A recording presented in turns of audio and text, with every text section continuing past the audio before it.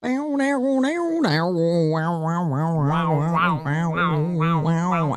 97.3, Sarah Vinnie, Alice's morning show. Hello, Tuesday. How you doing? Yay. Yeah. Well, not Monday. There's that. How's everybody doing? Look at all your happy little faces with your smiles on. We're not the one that was abandoned. You tell us. I know. How are you doing? Very well. Today he comes home. The adult sleepover ended yesterday, this night. What'd you do with yourself? He's asleep, right? He is asleep. What? What'd you do with yourself? Well, same thing I always do. Just catch up Worked on in the some garden. TV. No, I didn't watch any TV. I don't really know how to work the TV. I mean, That's surprising. Is it? Yes. No, I swear every time I am home alone and I just made myself a beautiful lunch and I go in to watch Summer House or whatever, just have a moment of peace, nothing works. Yeah. You said that you have your TV connected through the Xbox, right? Mm-hmm. I dialed our TVs, both of them. Mm-hmm. There's two. There's a rec room and there's the main room. So one person can walk in and go, you got the TV. I'll go in the other room. Right. Both of them were dialed through the Xbox, and both of them became unusable to the missus, and she's great at this stuff. Right. Usually she is the person that will connect everything, and I stand there like, can I get you something? Pliers? Would you like a sandwich? A snack? Can I reward you with some lemonade? Whatever. She couldn't make it work. She would complain and make noise, and I finally just undid it all and gave the Xboxes away. Oh. What's the point? Yeah. I don't play video games. I don't necessarily want the kids to... I want them to do something other than handheld stuff. Yeah. But I sure don't want them to begin the habit that is, I'm going to be up all night. Good night. Yeah. Or I'm going to sneak downstairs and be up all night and then sneak back up when I hear noise. Yeah, I don't really understand how it works is all. There's like we have like this tray on we have an ottoman that's like a soft place to put your feet, and it's got a tray on it where you can put a drink or whatever.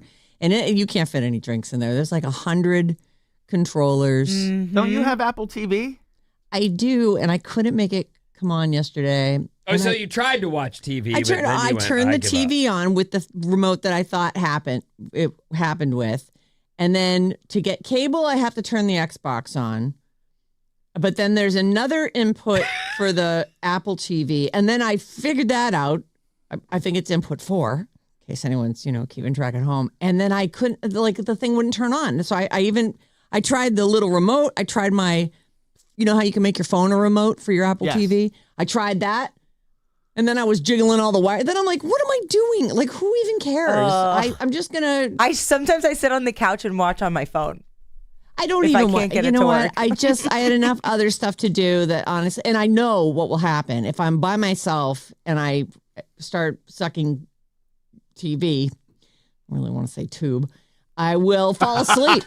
I'll fall asleep. And then I won't be able to... So I got in bed last night at like 6:50. Finally, I just was done. I got in bed at 6:15, read my book, and drifted off. And slept. Yeah, a couple hours went by. It's crazy now. I just can't get to sleep. I used to be the best sleeper. Oh. You think this is just the woman change? I don't know. I mean, what? Yeah, I guess. Nothing else would explain it. Somebody wrote me a note, I don't know, a couple weeks ago about you can go to an endocrinologist and they'll figure out, a good mix of hormones for you and synthetic stuff. I'm like, I am not going to do that. I just don't want to. I'm just going to suffer. Yeah, I don't understand it either because all these years look, I'm hyper. I am hyper. It is hard. And if something gets in my head, I'm toast. But I really have just grown to be, this is how it is. Yeah. Like, I know when I went to rehab and I was talking to the counselor there and I was saying, well, I can't get to sleep. And he said, you will not die from not getting enough sleep. Right. You will die from being an alcoholic. Right. So figure it out. Make your choice. And I have. I don't want to resort to that. It's fine. Yeah. 3, 5, sometimes 7 hours. I'm good. Yeah. Happy. reading helps, and I do feel like if I have a book I'm enjoying, I'm completely fine.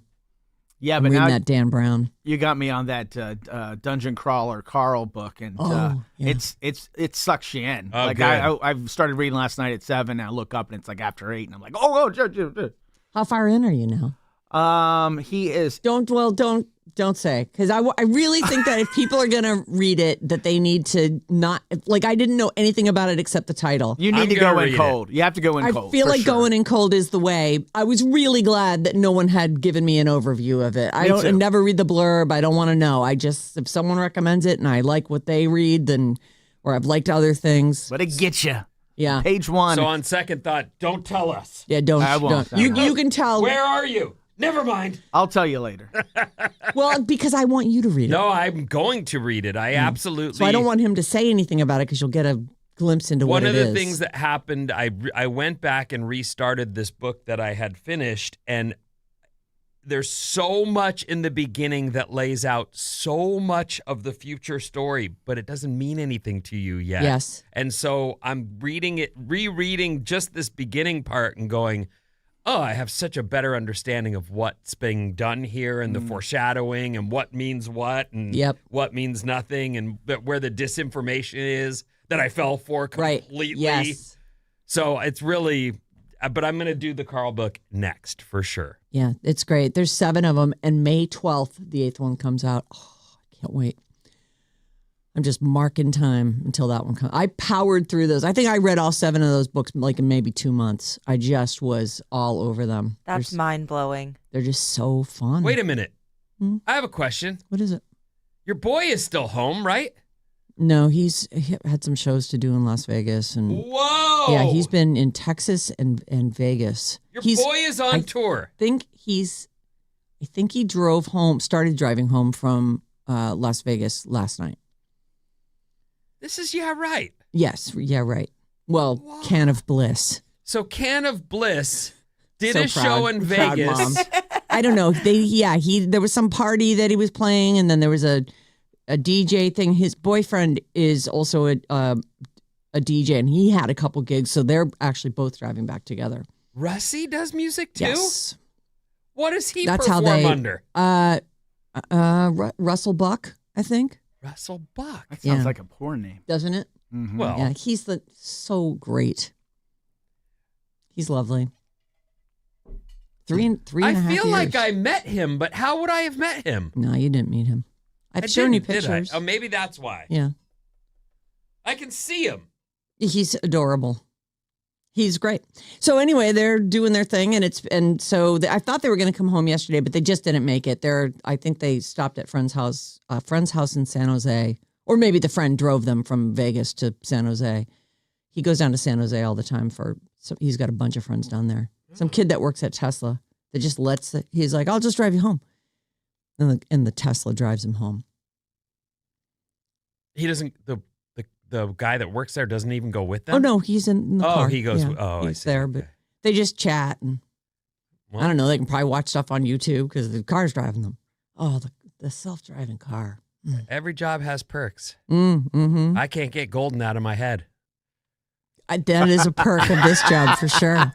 That is actually, one of the things about this job. I cannot do it. There's worse songs. It will not go. There are worse songs, definitely. And at one point or another, we've had them all stuck in our heads. Yeah.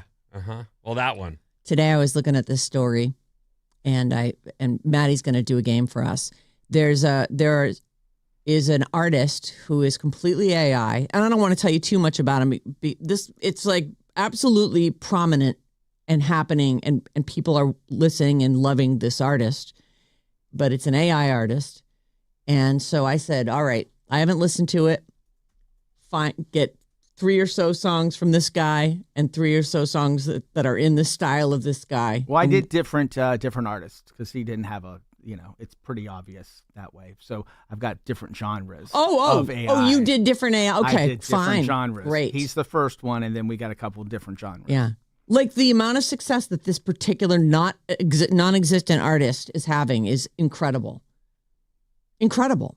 And I don't know where there are a lot of people, especially here in the Bay Area, that would consider themselves futurist.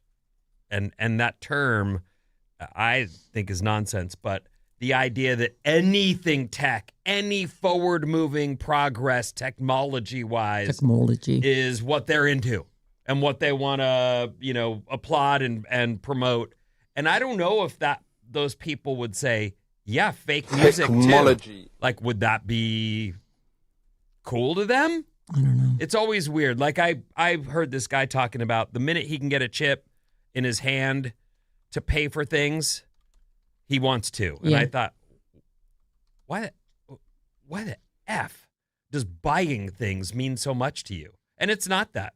It's the technology that would make him... To not have to carry anything and to be able to, obviously the hand chip is attached to the brain chip where all your messages are being downloaded.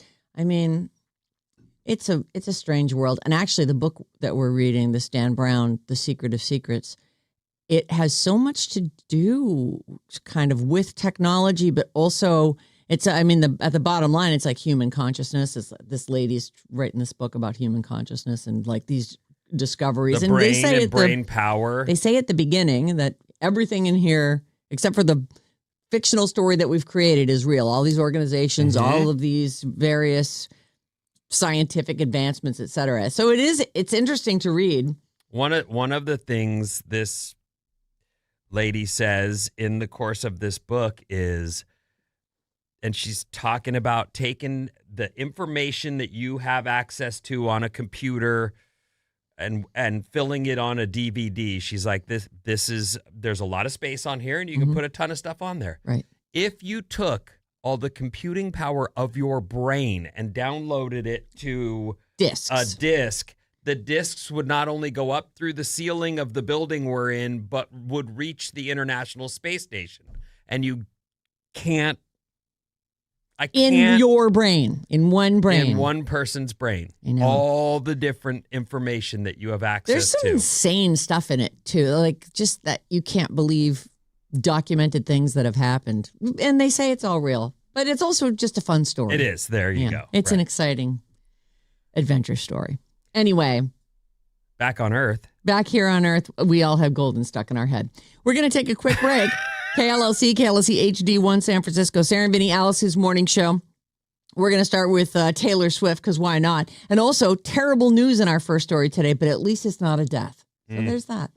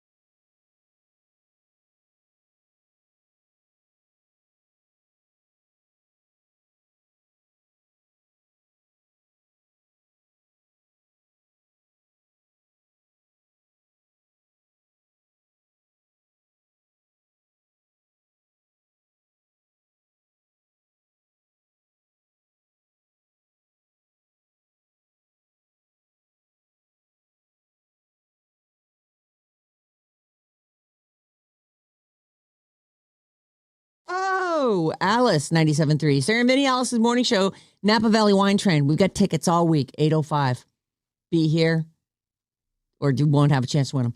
All you have to do is call us. It's an old school radio cue to call. Boom. Over just like that. Caller number 9. So 8:05, you'll have your first chance. The Napa Valley Wine Train Gourmet Express lunch or dinner. You get to choose, courtesy of the Napa Valley Wine Train. You should probably make a note of our phone number. This is a phone number. It's also, you can text us there too. 800-400-3697. And email us anytime at sarahandvinny@odyssey.com. So, my first story is terrible, but Offset did live. Offset was shot in Florida last night. Offset is from the band Migos. Can someone check Cardi B's Twitter? I wonder what she responded. Oh, that's a good idea, yeah. They have 3 kids together. And seem to be in and out of it all the time. Offset was shot last night outside the Seminole Hard Rock Hotel and Casino. I believe I go there every time I go see my parents. The Hard Rock Casino. I don't. You've never dodged bullets on the way to your car? No. Okay. No. Well, not at all. It's nice. It's a big guitar. It's like a guitar shape, and then it shoots, and it just the body, and then at night they shoot lasers out the top, so it looks like the neck of the guitar is going up into the sky. If that's the place I'm thinking, I mean, I think that's it. Well. So, terrible news. The shooting occurred at a valet area at about 7 p.m. Offset's rep says he's fine. He's in the hospital. They say he's in stable condition, being closely monitored. 2 people were detained by the police, but there's no word on their identities or motive. Offset has 6 kids, including 3 with ex-wife Cardi B. Migos bandmate Takeoff was shot and killed November of 22, so 3.5 years ago. At a bowling alley, right? Yeah. And I think Quavo was his cousin. He's whatever his name is. He's the main singer, I think, in Migos. Yes. And he was there and watched it happen. By the way, Cardi B, no response on her. On her X how very grown up of her Twitter account. We've come a long way. Maybe she just hasn't heard the news yet. All right. Happened last night at 7. It'll be interesting to find out. Yeah. Because those two are that couple, on and off, on and off, on and off. Oh, you two. Oh, Migos member Takeoff is Quavo's nephew, was Quavo's nephew. Houston, Texas, bowling alley. 810 billiards and bowling. So Takeoff was killed, but looks like Offset, it sounds like he's going to be okay. All right. But he was shot in Florida last night. So there is that. Savannah Guthrie returned to work. And honestly, I'm reading the story, and it's the headline reads, "Returns to work, ready or not, let's do the news." She's been off air since her mom, Nancy, was abducted 65 days ago. That is not resolved. And she was back on the show yesterday. Well, and I'm sure she's wrapping it up right now. What is it, 9 o'clock on the East Coast? She was in her familiar chair next to Craig Melvin at 7 a.m. Eastern time yesterday. She's got to be the most famous person on the show, right? I think so. That's the show Matt Lauer used to be on? Yeah, she's been on the longest. Yeah. Because you just said that her co-host name, and I've never heard of that guy. No, I know. Well, I'm looking at the picture. I'm like, okay, I recognize him. But I don't know that I would have ever been able to name him. In fact, I wouldn't have. And then they got going and they started joking around, and it seemed like it went well. Good. I'm glad to hear it. Yeah. So that is something you can look forward to. I'm sure she was like, do not cry, do not cry, do not cry the whole time. Yeah. I think just speaking for myself in this job, I've had a few things that weren't great this year, and coming to work and being able to turn that off and just focus on doing this is been a godsend. It's therapeutic. It really is. It really is. So I'm glad she's back. I think she'll be It'll be better for her mindset because she'll have that time in the morning where she's not just focused on. Well, she'll have something else to think about. And exactly. that, honestly, I totally agree with you. You know, everybody has stuff in their personal life, and some people are able to compartmentalize it. And when you're doing a show like we do or like Savannah does, you have to put that aside. And it almost gives you this like break from it that you look forward to work because you know it's a few hours off of only thinking about this thing. Mm-hmm. It has to be a relief for her to get back to work. Yeah, and she's got thousands of reps at that. Mm-hmm. The process of doing this show, get in the chair, get the makeup done, get the lady, and as all this is, it probably feels, I'm back to normal. I mean, I'm sure the first at least day this part was, again, I'm guessing she was like, don't cry. But I still feel like a lot of that is, oh, yes, I do this. This is what I do. I've done this 100 I'm great at this. million times. Right. This is what I do. Good to be back. Yeah, right. I agree, Maddie. That's probably the best possible place for her. Yep. Well, and 65 days after her mom was abducted, I am sure that on top of everything else and the fear, it must be exhausting to have been thinking about that nonstop. To get back to work and have that reprieve it's got to be a relief. So I hope that sense of normalcy. I hope that she does do well, and it's like, that show's probably, there's a million consultants watching every single thing done because it's the franchise, and we need her to be normal. We need her to do a good job. Like, we can't have signs of breakdown. Like, I'm sure they're watching every single thing and, managing it as best they can. Right. I feel bad for her. I know. You can't help it. You can't help it. I can't even imagine what it must be like to go through that, and to be such a public figure that it's not like you can go anywhere without someone going, or at the very least, the general public. I hope they're being kind. I hope so too. The old "Where's your mom?" question is not funny. You know what I mean? Like, right? Thanks. I hope that goes viral for you. Real classy. Yeah. Do you have the Caitlin Clark story? I do not. She is Caitlin Clark, WNBA player. They've agreed to a new contract, and she is getting a massive salary bump. She should. Yes, she should.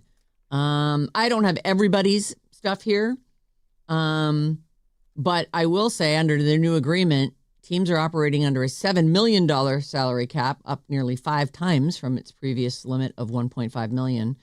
That means Clark, who earned about $85,000 last year with the Fever, will earn a salary of $528,000, which is money you can live on. It's good to see them. It's wonderful to see the women getting paid more, but it's still not enough. You look at the popularity of the WNBA, and it'll come up. It will, and somebody like her, she's making a fortune off of endorsements. She's making millions off of that. There's a reality in business. We see it in radio. We see it in tech right now. It's just the reality. If you're not making budgets and you're not making profit, you cannot pay people that money. And that's why you hear about layoffs. Yep. It sucks. It might be due to mismanagement from the beginning. In reality, women's basketball is bigger now than it's ever been, but it wasn't that big 5 years ago. It just wasn't. Right. And Caitlin Clark is part of the reason more eyes they've been brought to the table for her run through the NCAA, and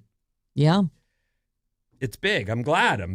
I'm happy to see it. My wife played basketball. She was into it. They just didn't get the same respect that they deserve. Well, and here locally, the Valkyries have caught the town on fire. Yeah. Like everybody I know who's gone to a game is like, I would go to another one. I love it. It was exciting. It was a great game. Yeah, the momentum behind women's sports is really actually working, which is really cool to see.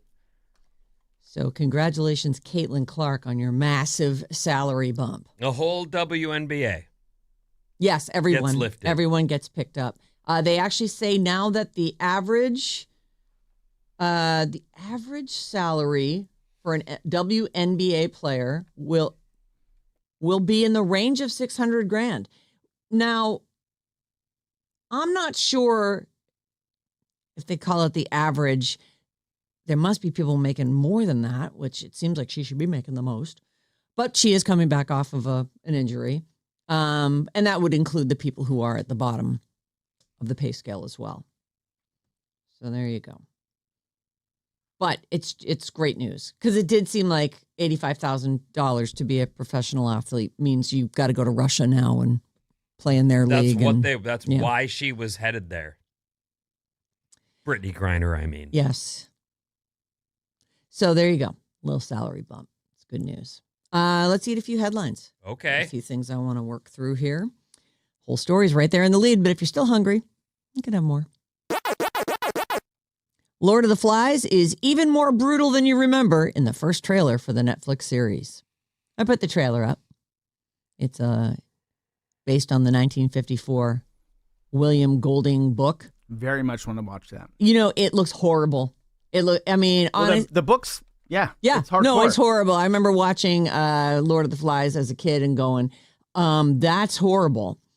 And I have no interest in watching. Do you remember reading the book? I don't think I read the book. I think I watched the movie. Oh, see, that's a book I remember reading. A bunch of the ones that come up often, I'm like, I don't. Thoughts on it? Well, Lord of the Flies is a brutal book. So the movie would fall far short of that if it wasn't brutal.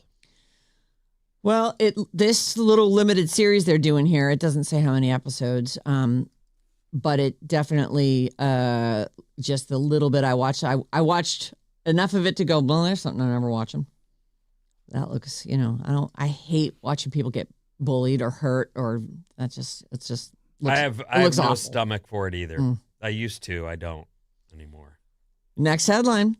Looks like it's only 4 episodes, by the way. Oh, it's the limited series. Did I tell you I started the Hockey Guys? Yes. Yeah. Okay. What do you think? Do you like it? There's a bunch of good in there. I did tell you because the boys get right. Do they right in the door. That's wow. Goodness. Way to get after it, dudes. Yeah, it's really good. I don't, like I've said before, though, I often look at these series and think, it's too much. I'm never going to get to it. I still have to get to Survivor. That's the show that I've got to do. Survivor's required. We got to do that. Yeah. So I don't think I'll finish it, but I did enjoy it and can see why it's all the rage. Oh, that's too bad because the last couple episodes are some of the best TV I've ever seen. Really? Yeah. They really build something and they really pay it off. I mean, the first episode, you're seeing his ties back home are really a problem.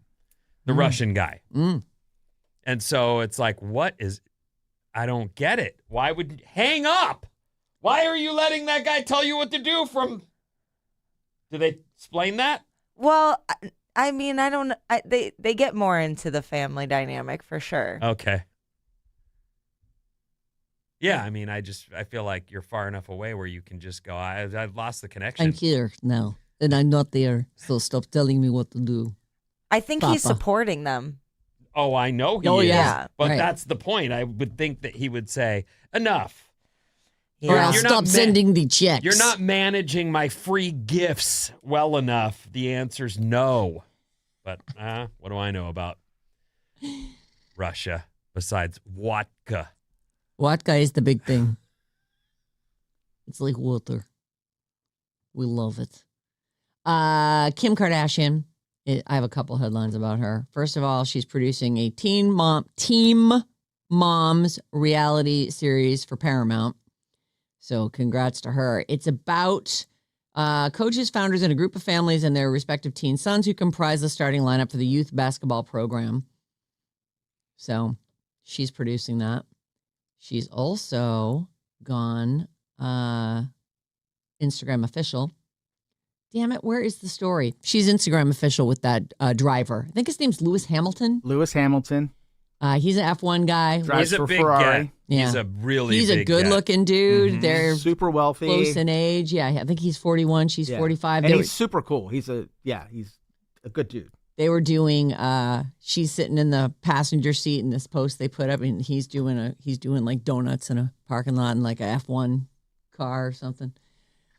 They're official now. Well, he took her out in a very rare Ferrari that he got from the factory. Oh, maybe that's it. Yeah. Maybe that was it. Also, in the Kim Kardashian headline chunk, she's going to auction off her All's Fair wardrobe which I don't know who can even wear this, but I guess if you want to keep it because it's iconic and you've got a, I don't know, home museum of outfits, it will fund. What about All's Fair is iconic? I sorry. Don't know. That's the outfit where, I guess it's the outfit where it shows butt cleavage. Yeah, no, I know. I'm the old man with the get off my lawn. But I really, there's nothing, that show is a bomb. No one watched it. Well, she doesn't need the clothes anymore, apparently, because she's auctioning them off. The All's Fair wardrobe will fund free legal services to women. Oh, okay. Well, that's a good way to I know, do it. right? The price of justice is a barrier that many women simply cannot afford. Once again, I spoke too soon. I know, right? Oh, that's a good cause. Good for them. Yeah. All right, I'm out of time. What's coming up? Well, I have to mention the moon and more after these.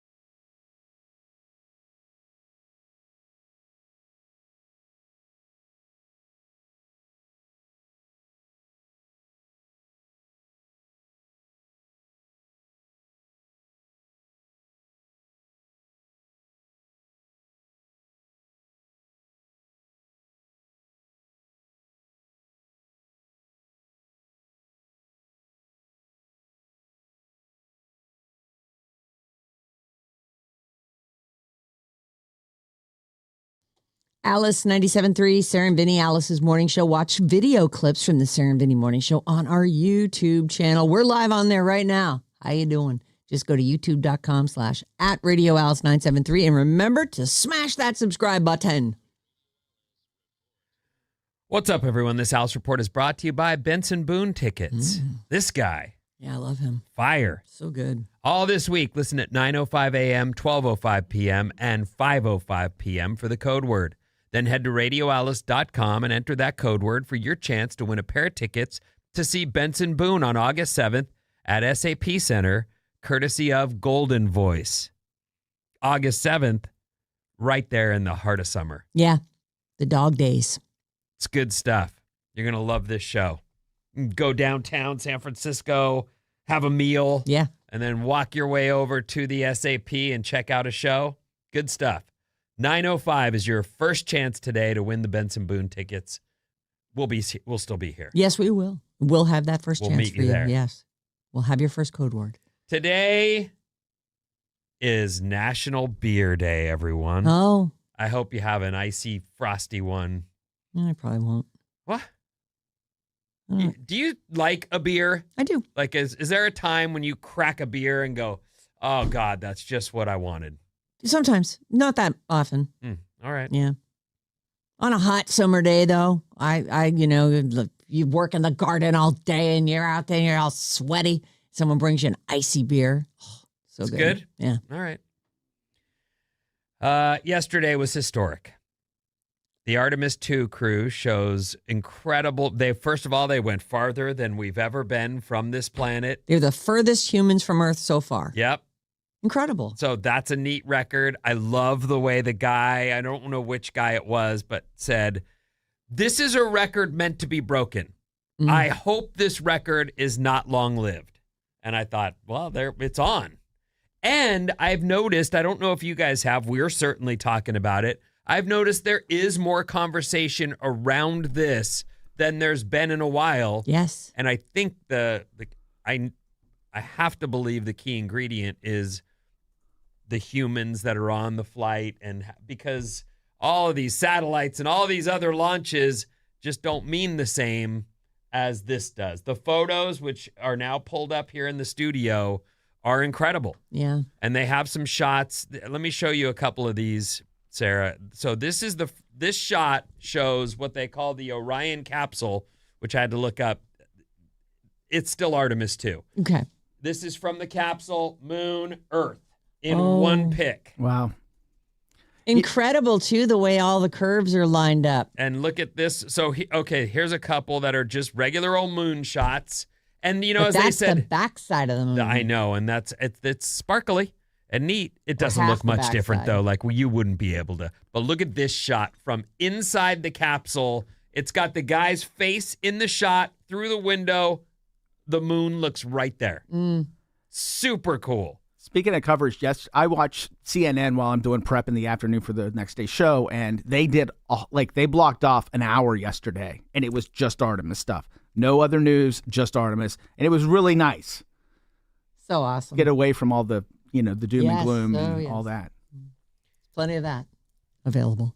With the moon now filling their windows, the Artemis 2 astronauts kicked off their lunar flyby yesterday, taking in the magnificent views, taking pictures. They had high-powered cameras. They also had their iPhone cameras. Oh. So there's lots of photos of this experience they had, and it's super cool. So I just wanted to mention that right off, that it seems to be going well up there, and I think that's great news. You think they have it in airplane mode, their phones? Well, they Yeah, have they to on probably takeoff do. and landing, I'm sure. Yeah. Yeah, that's Once a good they're point. up there, I'm Yeah, sure then they you can can take it turn it off. on. I mean, clearly there's Wi-Fi. We're video calling with them day and night. Yeah. Oh, they're FaceTiming. Do you think Houston had to tell them, crew, it's now time to put your phones in I've turned off the seatbelt sound. airplane? Yeah. No Move about vaping the in the castle. bathroom. I'm getting all this space spam, all these texts saying, hey, how's the moon? And when I reply, then they're asking me for money. Bob, you're the best. You're the best. Yesterday, so let me go back a step. The fam is now getting their spring break, and the missus took her time off with the kids. Great. So they're on vacation, which I've been like, I was fretting it, and then they got gone. And I was like, oh, thank God. Because I was assuming I would hear my oldest, actually both of them, out in the street screaming until 10 p.m. Yes. Because that's what kids do. You don't realize it till you're in your house hearing kids play, and kid noise is very they specific. Scream a lot. In their little high voices. So much screaming. Anyway, they haven't been around. They took my van and went to our little beach apartment, and they've been playing in the water and having great nights. And I was really stoked to see some of the sunset shots. And yesterday I needed to bring them something, so I drove the missus' car, which is, I don't know why they took my van. And then I got in the car yesterday and realized, because her car's on fumes. That's why they wanted my van. Her car's in the fill the car up. So I took her car, which is a guzzler, by the way, but $140 to fill the tank. Oh my God. It was that empty, but also that's what gases go. I don't know how many of you driving those giant trucks we see every day. Oh my God. Are often filling up to the tippy top, but it must go $200 for them. You know the ones. I do. The construction guys driving big trucks with big tires. Bay Area gas prices are outrageous right now. Did you wind up seeing what the price was on that one that you... I did. You know what? So we did a report last week that there's a gas station in Big Sur charging $9.99 for Supreme, and the reason, or for Super, and it's because they can't charge 10. Right. They don't have the slots on the sign. Spots to put another number in there. So we've pegged it at $9.99. I mentioned there's another gas station after I leave Half Moon Bay before I get back to Santa Cruz. In between there's another gas station by itself. One gas station. And it is not charging that kind of rate. Oh, what's it at? It was like under $7. Oh. And I thought, you know what? That's very surprising. That's not much more than you'd pay somewhere in town. Right. Which is nice to see. But over $6 is where we're at. I mean, it seems like that's a pretty solid. But that one price. station is not gouging, right? From what I saw. And I did look. I'm glad you asked, because I did look. I would drive as you drove by in your electric car. Yes. How about a fast fact? I love fast facts. You know that, Ben? Fact. Before Apollo 11, some scientists were terrified the moon was covered in a dust trap that would swallow the lunar module whole. Oh, boy. That would have been terrible. I mean, yeah, you speculate things, right? They had no idea. They'd never been there. It could have been cheese. Cheese. There's nicotine in eggplants. Oh. Not much. You'd have to eat 20 pounds of eggplants to get the nicotine effect you get from one cigarette. But there's nicotine in there. Huh. Weird. That is weird. Nicotine is problematic at best.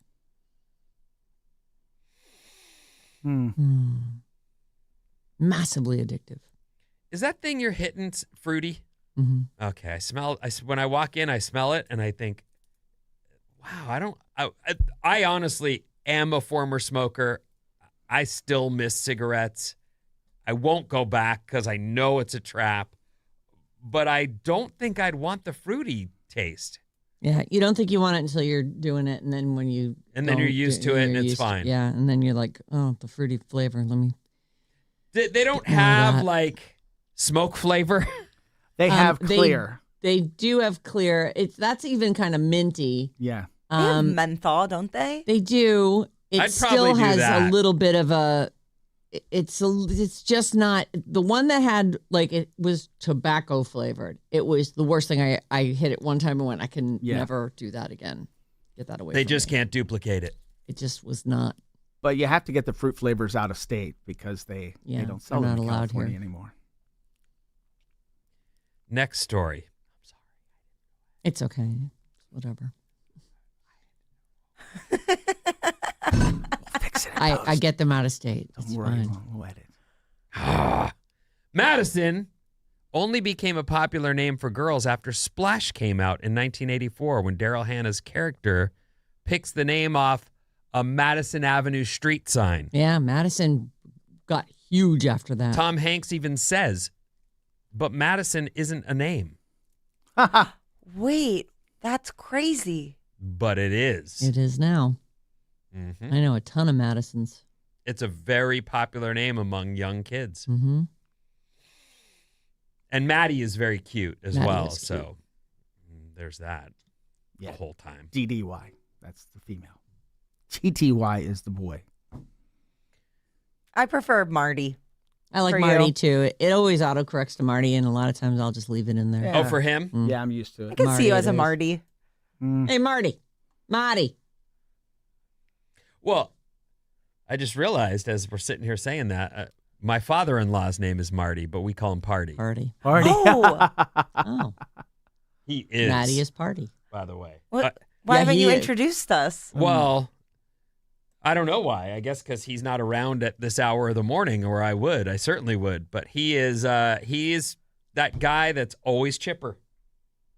And you don't want to, go, come on, man. Be real for a minute. Because he's that guy. Some people are like that. Yeah. How are you today, Party? Awesome. Never better Mm. is the answer every Oh, time. never Never better. How lovely.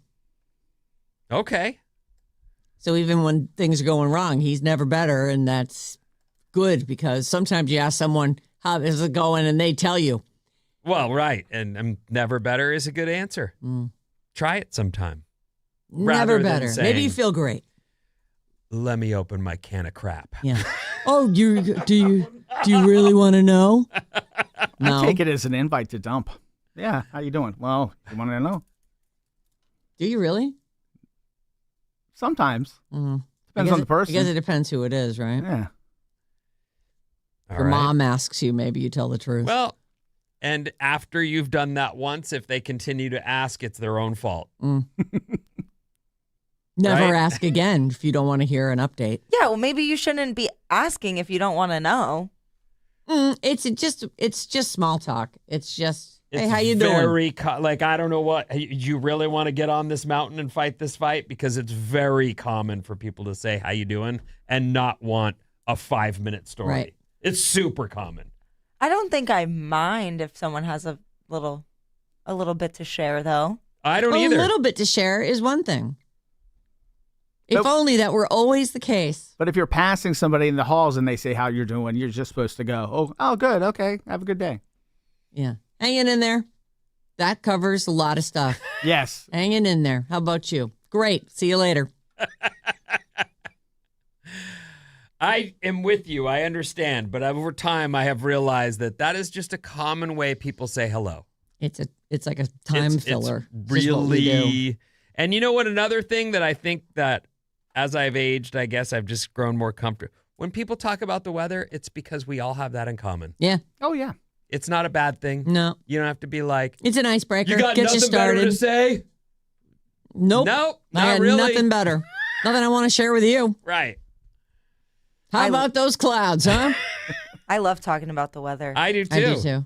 Oh, speaking of, mostly sunny today, mid 70s.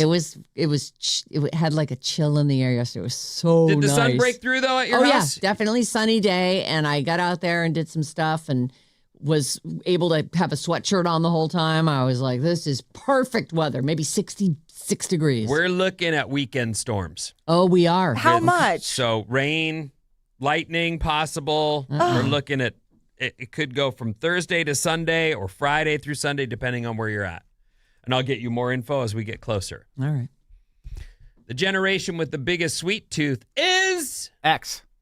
I would have said boomers, because dessert seemed like more of a thing that Plus that they bowl of experienced in Werther's- life. Werther's suckables, You know what's Those are funny everywhere. about that as you mentioned hard it? candies.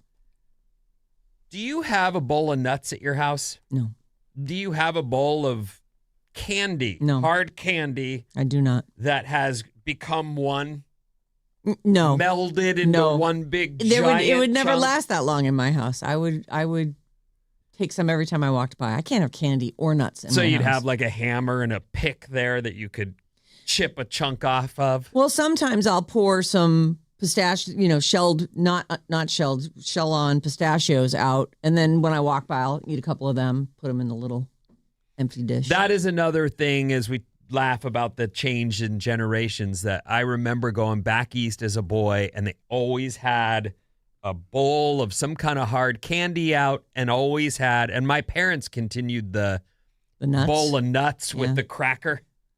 And then my Uncle John, when he'd live with us, he'd take 2 walnuts and go, and he could crack one against the other. Oh, wow. And I swear to you, I'd be like, you're so strong. oh my God, he's like a superhero that smokes cigarettes and can kick your head in. And tattoos, he's the coolest guy ever. He's got High Times magazine lying around and can crack nuts in one hand.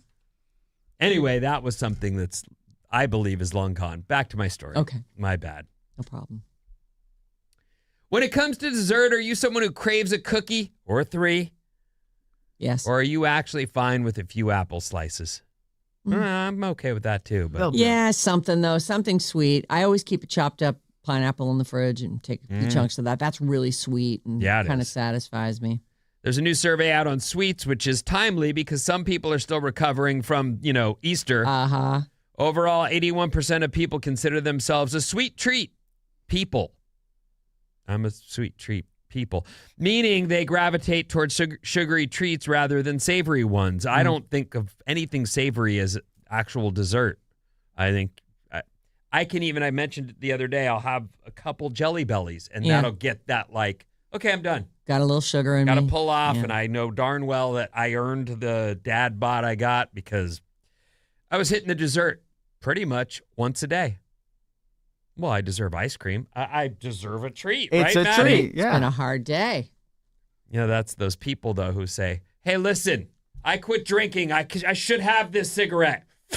Okay, if you say so. Whatever keeps you from drinking. Whatever you got to do to get you through the day without drinking. You improved your life greatly, but you deserve to put nails in your coffin. You're right. Right, you do. The generation with the biggest sweet tooth is Gen Z. Oh. The youngsters. Wow. I'm surprised to hear it. Is it because everything is so processed now that they've been drinking juice since they were born and they 3/4 of Gen Z say they need 1 to 6 servings of sweets every single day. Oh my. That's not a treat anymore.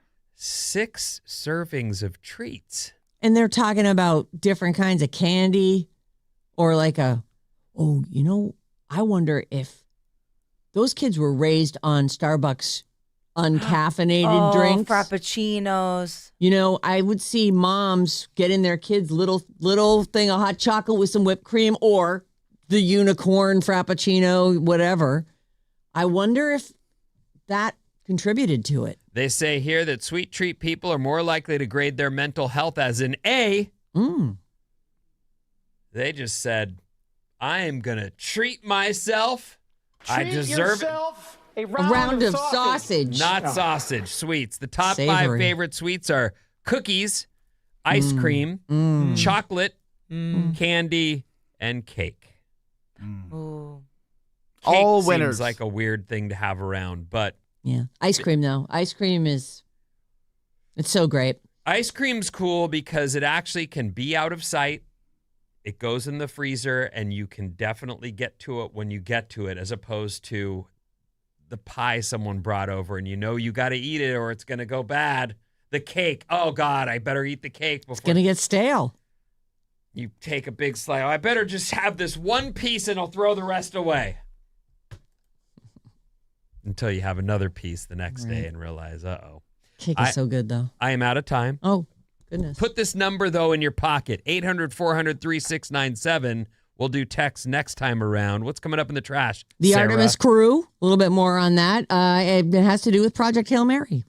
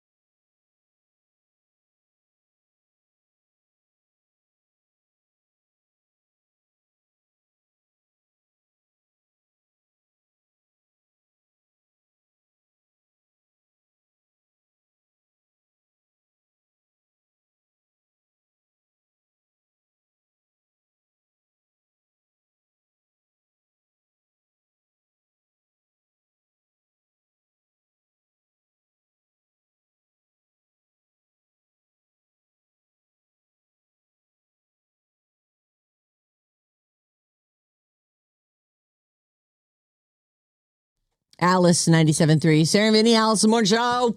Hello. It was very lonely in the hot tub yesterday. I'll tell you that right now. But it was the perfect day for it, too. It was like 65 degrees. Maybe down to 64 by the time I hopped in there. Creative Energy is our sponsor. I feel like I owe them so much. April is Spring Savings Month at Creative Energy. You can change your life, change your backyard. Don't miss the endless pool sale now through the 14th. Stop by Creative Energy and upgrade your home today. Start at creativeenergy.com. They're great, and there's a bunch of locations. They know what to do. They do. So if you're out there saying, I don't know, yeah. They do. They'll send a person out to look at where you think it's going to happen, tell you exactly what needs to happen before they can bring the thing over. They were great. Cole. You're so close. Well, it's good. Cole has got you. Yeah. And the guy who owns the whole thing, this guy, John. They have a Cole and a Carl at every location. All over the world. Yeah. Dungeon crawler Cole. They'll come right out to you. Cole. You can call or text us 800-400-3697. Keep that number handy because in about an hour, we've got tickets for the Napa Valley Wine Train, which is so plush and so posh. And you have a chance to win that, but you have to know the phone number. Not to text us. You got to call us. Use your phone like a phone. Email us anytime, Sarah and Vinnie at odyssey.com. I have a couple really good bad advices this week, too. Oh, thank God. I know. You guys come through week after week for me. Sometimes I'm like, uh-oh. And then sure enough, boom. Ping, you've got a new email. Oh, that's a good one. I have a couple good ones. I'm still open for business, though. I haven't made my final decision. badadvice973@gmail.com. I'm starting to get spam on there now. Oh, we've really come. Yeah, come I of deleted a bunch of stuff yesterday. There was I know, right? Once you've used an email address long enough, that's Scammers never stop, man. No, they never ever stop. Ugh. It was like, I'm coming to visit you at work. What's your address? And in like written 6 different ways in 6 different emails, and with an email address that's just a series of numbers. Like, who ever? Someone does, because there's got to be the person that falls for it, or they wouldn't do it anymore. And it continues to catch even me. I'm fully aware, and it still. And I question. Catch me. I'll look. Click on this link and get And they all have different storylines and different reasons why you should just click on this. Just click right here. Just click right there. Oh, I'm about to. Oh, what am I? I don't know. Do you get those ones from? It's allegedly from like dmv.ca.gov, whatever. But There's like an extra letter in there somewhere, and they're like, you got to click here to pay your traffic ticket. You're about to lose your license. Mm-hmm. They do a lot with the. Tolls, like I'll get them that says, I never get a toll one. Your bill for the toll is due, and it looks very legit. But then I go to the website and go, no, I've paid my bills. That's what John always says. You just have to go. You have to like type in your own. Don't click on their link. If you think it might be real, just go to the website on your own. They just have too many. Someone's hard at work at that all the time, and I often think, could you just work at a real job? Right. You're working your ass off to rob people. Must be more lucrative than we think. It's got to be. But I'm like, whoever falls for that. And then you hear your dad in the other room giving his social security number out to somebody. He's like, stop! What are you doing? Ruining my life. Yeah. Just trying to make things harder for you. Okay, let's start with this is just fun. And last week on the show, Project Hail Mary was our assignment for Bob's Movie Club, which will get a new assignment 2 days from now on Thursday. Every couple weeks, we do a new movie. And the Artemis 2 crew got to watch. I guess they get to watch it early. They're very busy, these astronauts, in the days leading up to a launch. The Artemis 2 crew says watching Ryan Gosling's Project Hail Mary prepped them for their own space adventure. And he reached out to wish them well ahead of the historic. Gosling did? He did. Oh, yeah. cool. So they actually got to talk to him too, and just I don't know. It's sort of it's not even really a story. That's the whole story right there. They got to watch it first. Ryan Gosling was like, hey, you guys, great. This is awesome that you're doing this. Thank you so much. On behalf of humanity at large, thank you so much. I loved Project Hail Mary. Me I gave it too. 4.5 stars, the movie. And yet, I still think maybe the best thing Gosling's ever done The was Notebook. Yeah, I agree. No, Yeah. Beavis. The Beavis and Butthead bit they did on SNL. Oh. It was so good. Yeah, that was good. I watched it yesterday. Oh. I watch that often. You know, he just hosted again. I couldn't believe they didn't do another one of those because Mikey Day's still on the show. I was like, oh, I fully expected there to be a Beavis. That was so funny. No one could keep a straight No face. It one was just could. a bunch of people giggling. No one could get through it as they. Beavis is right behind you. Do you want me to ask him to move, sir? And then he's like, he goes, looks around like, who are they talking about? The guy with the blonde pompadour. God, it was so good. It's the best thing he's done. Yeah. And Okay. Mikey Day could never top that. Is that who does the other who guy? does Beavis? I mean, Butthead. Yeah. When they go, the guy with the gums. And there he is.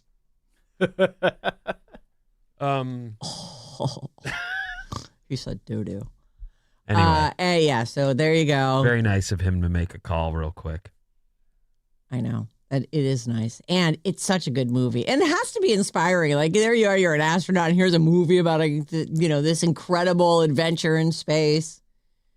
Well, and that's the ultimate hero of the world, universe. The guy ends up saves being the world. Right. Saves the universe, you're right. You know, tiny spoiler alert. In Project Hail Mary, our sun is infected. And they've looked and they see that there's only one star in our chunk of the Milky Way that isn't infected. It's got the Petrova line, but it isn't infected. And I was thinking, so did they let all the other planets know too, or did we just save the two and we're the only ones now? I'm just wondering. We don't know about the other. I mean, we'd have to know that there's life on the other planets. Right. We just and save we don't. ourselves and that's it. And, Well, really, yeah. well, I would think, now the research begins. I loved, and I may have just twisted it for my own purposes, but I love the way that guy talking about Easter and being in outer space. Yeah. And the ship that we're on, and that there's nothing out here. Nothing out here. Yeah. And I was like, see, he knows. There's no life on other stuff. Oh, he That's wasn't talking about crazy. that. It's an infinite universe, Vinny. There's civilizations that have come and gone. Didn't you hear what he said? There's nothing out there. Yeah, there's nothing out there by the moon, I think is what he's referring to. You don't know. We look all around here. All we have is the moon. And I Earth. heard what he That's it. said. He said okay. nothing. All right. Nothing out here. I saw yesterday they were having a call with the astronauts were having a call with base, and someone at base responded, "Amaze, amaze, amaze." Oh my God, really? Yeah. You know the nerds just love Project Hail Mary. It's really nice for both Artemis 2 mission and the movie that they're happening at the same time. yeah. Mhm. Kismet.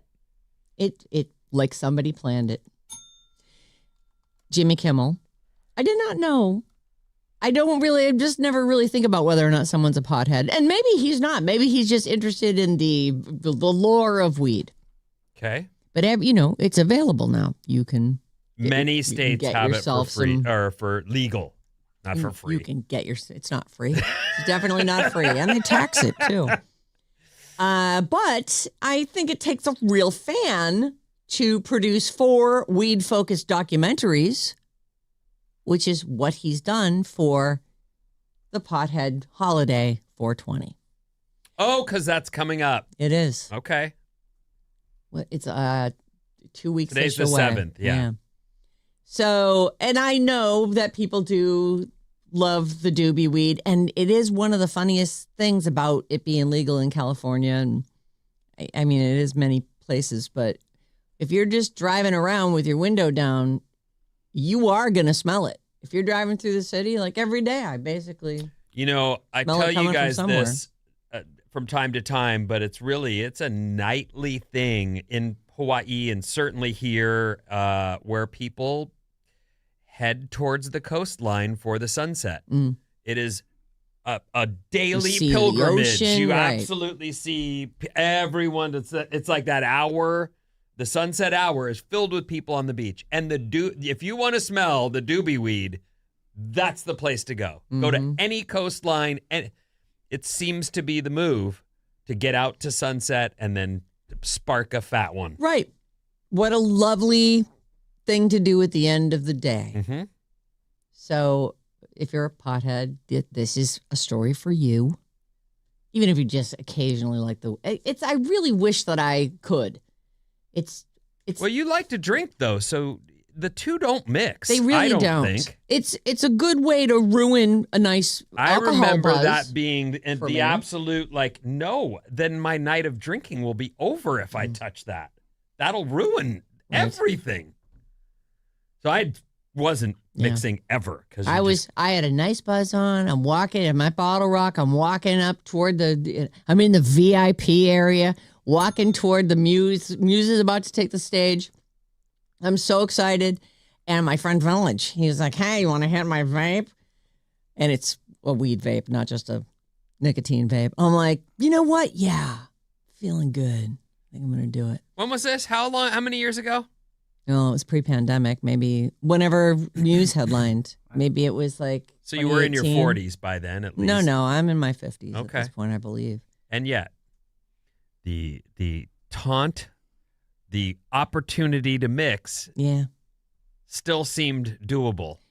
And most of the time I just wouldn't do it. It would be one or the other, and mostly not the weed because it just makes me paranoid. Like I know this, but I've been drinking, and everything seems like a good idea when you're drinking, Vinny, as you know. Which is why people drink. So what happened? So I ruined my night. I took one hit off his vape pen. I'm 5 songs into Muse, losing my ass, wigging out.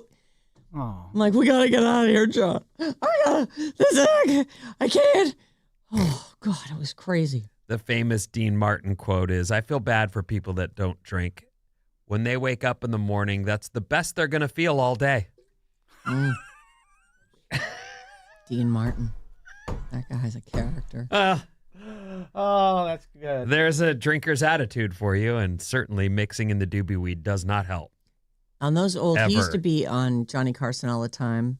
And he's one of the original Rat Pack guys, right? From what I've heard, he phonied all that drinking. Yeah, I read that. I've read that too. That he did not drink nearly as much as you think. Though. Okay. Anyway, he would sit there with what looked like a glass of scotch, and they'd be just all of them on the show. They'd all be smoking their Puffing cigarettes, grits, absolutely, drinking their whiskey, allegedly, and chatting up, whatever's happened. That he would just be a guy who would be like, "Hey, I'm here. Can I just hang out? I don't even have anything to promote." Although probably sometimes he did. Anyway, blah blah blah. It's like we're stoned and we're just meandering all around. Here's your headline. Jimmy Kimmel produced 4 weed-focused documentaries for 420. If you're a pothead, and even if you're not, Jimmy Kimmel produced 4 20-minute documentaries about cannabis culture for Hulu. They're called 4x20, 4x20 quick hits. 4 20-minute quick hits, I guess is what they're trying to say. 4x20 quick hits. And, of course, they premiere on 420. Kimmel says, Christmas has a whole cable channel dedicated to holiday programming. For 420, we made 4 20-minute long documentaries for those who celebrate with trees of a different kind. So here's a brief description of each, and I did put the trailer up for this series of 4 on the Sarah Vinnie Facebook page. The first one is called Highly Unlikely. It's about how Harold and Kumar Go to White Castle ended up on the big screen. How they managed to find a way to get that on there. Because it is, you watch it and you're like, okay, I did enjoy that, but who pitched that and how did they ever get that made? Number 2, High Times. It follows the history of High Times magazine and how its founder smuggled cannabis to pay for it, apparently. Was High Times based here in the Bay Area? I feel like that sounds right. I thought it was. I'll check. The Legend of Ganjasaurus Rex. It's about the cult classic film. I've never heard of Ganjasaurus Rex, but okay. It's about the cult classic film that was made by pot growers as an act of protest against the war on drugs. It is known as one of the worst movies of all time. It looks terrible on the trailer. By the way, High Times is Venice. Oh. Yeah. Oh, down south. Okay. And then number 4 of the 4 20-minute weed documentaries, Bong Voyage. It follows an artist by the name of Jason Harris and how after he built a successful bong company, the federal government set its sights on the paraphernalia industry with Operation Pipe Dreams. And it's interesting that they don't mention Tommy Chong because I think that's when he got arrested. He's in the documentary. Oh, he is in it? Okay. He is in it. He talks about the SWAT coming to his house and he thought they were trick-or-treaters. Oh. Yeah. Hey, you guys want some candy? I love those guys so much. I absolutely grew up on Cheech and Chong. And when we got to meet him, like he ended up being the nicest guy, super cool, totally listened to our show. I think this is when he was doing Nash Bridges. So he was actually, I drive my kid to school and we listen to you. Do you mean Cheech Marin? Cheech. Who did I say? I thought you said Tommy Chong, but no, maybe you said Cheech. No, it was but I loved both of them. Mm-hmm. But getting to meet Cheech and then having him turn out to be the coolest guy he was great. Tommy is a waste, and I've met him as well. Oh, you have? Yes, he's very he was promoting. He was promoting his paraphernalia. I thought it was his dispensary. I don't know. It was one or the other, but we met him at like a party or something. Like he was hosting like a back of the dispensary party, and then he came on and he was he's a stoner. I can't. Maybe it was a bong shop because it wasn't legal at that point. I just love them so much. All of the movies are so great. I've never seen anyone take that much acid. What? What? Anyway, as he's driving, by the way, there's Cheech. That was a lot of acid. I've never seen these. Do you think they hold up? In a way, they do hold up. They're funny. They're very pot-centric, so they can't not hold up because it's just that whole little world that they're living in. They had comedy albums, too, that we would listen to. The comedy albums were really good. Up in Smoke is probably a good beginner. First I always Cheech and Chong movie. think about the pot operation that they had underneath a fake top on a pool. I always think about it. I think that was Up in Smoke. And then there's a point where the helicopter's circling and he climbs the ladder, gets on the top of the ladder, and pretends to be swimming. Yes. With the picture of the pool. Yeah. They were fun. It was really fun. And we used to scream. There's a point where the police are following these two potheads, and the code word is, "Shoot the moon!" That's the code. And we would yell that to each other everywhere all the time. We don't know why. Just because I guess we're Cheech and Chong fans. But as kids, that was a big... Dave's not here. Dave's not here. My kids love that bit. Have they watched these? No, I just played the... I played Isla way back. I'm Dave. It's Dave. I've got the stuff. She doesn't even know what the stuff is. Sorry, Dave's not here. But my daughter's fully laughing as the... Yeah, exactly. Dave? Yeah, Dave's not here. No, man, I'm Dave. I think the cops are coming. Let me in. No Dave's answer. not here, man. If you haven't heard it, look up Cheech and Chong. Dave's not here. You'll love it. You will. It's especially funny. You do it on 420. You need to be in a state. Will Spider-Man die at the end of Brand New Day? This is the rumor. People online are just trying to... Nope. I know. Don't be ridiculous. Rumors are already starting about Spider-Man Brand New Day. People seem to think it's the end for Peter Parker. One insider says the movie ends badly and there will be a big cliffhanger. Fans also think a Kraven's Last Hunt comic storyline. This is deep nerd territory, Kraven's guys. awesome. Craven's Last Hunt comic storyline could play out where Craven captures Spider-Man, buries him alive, and impersonates him for several weeks. Some fans also think Hulk and Spider-Man could fight to the death.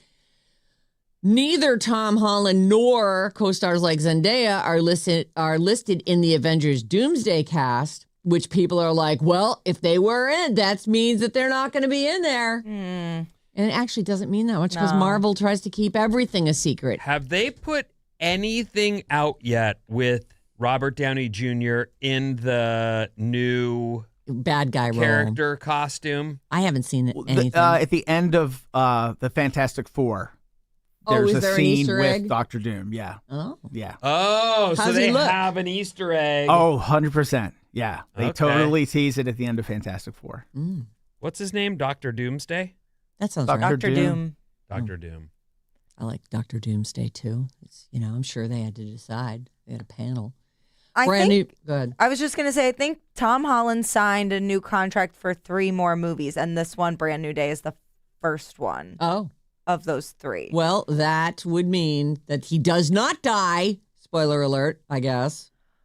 Right, because I think they're going to stop doing that thing where they kill people and they bring them back to life because it's not very fun. Well, they try. Yeah. No, it's stupid, It's very stupid. Nothing matters. You live in a phony world. You don't have to do that. No. You wrote the story. George. Brand New Day, Spider-Man Brand New Day is out. It's the summer blockbuster, July 31st. I just looked up. I'm trying to see a picture of him dressed as Dr. Doom, and I'm seeing a podcast that says, Spider-Man confirmed for Avengers Doomsday. Oh. Funny. But I don't. They clearly know an insider. Anybody can put a podcast out. Yeah, I suppose that's true. They're not listed, but maybe they were listed since this story was printed. Who knows? I believe I'm completely out of time. What's coming up, Vin? Tattoos, especially as well, and as you age, it's interesting how people are into it. Also, living with your parents, and more after these.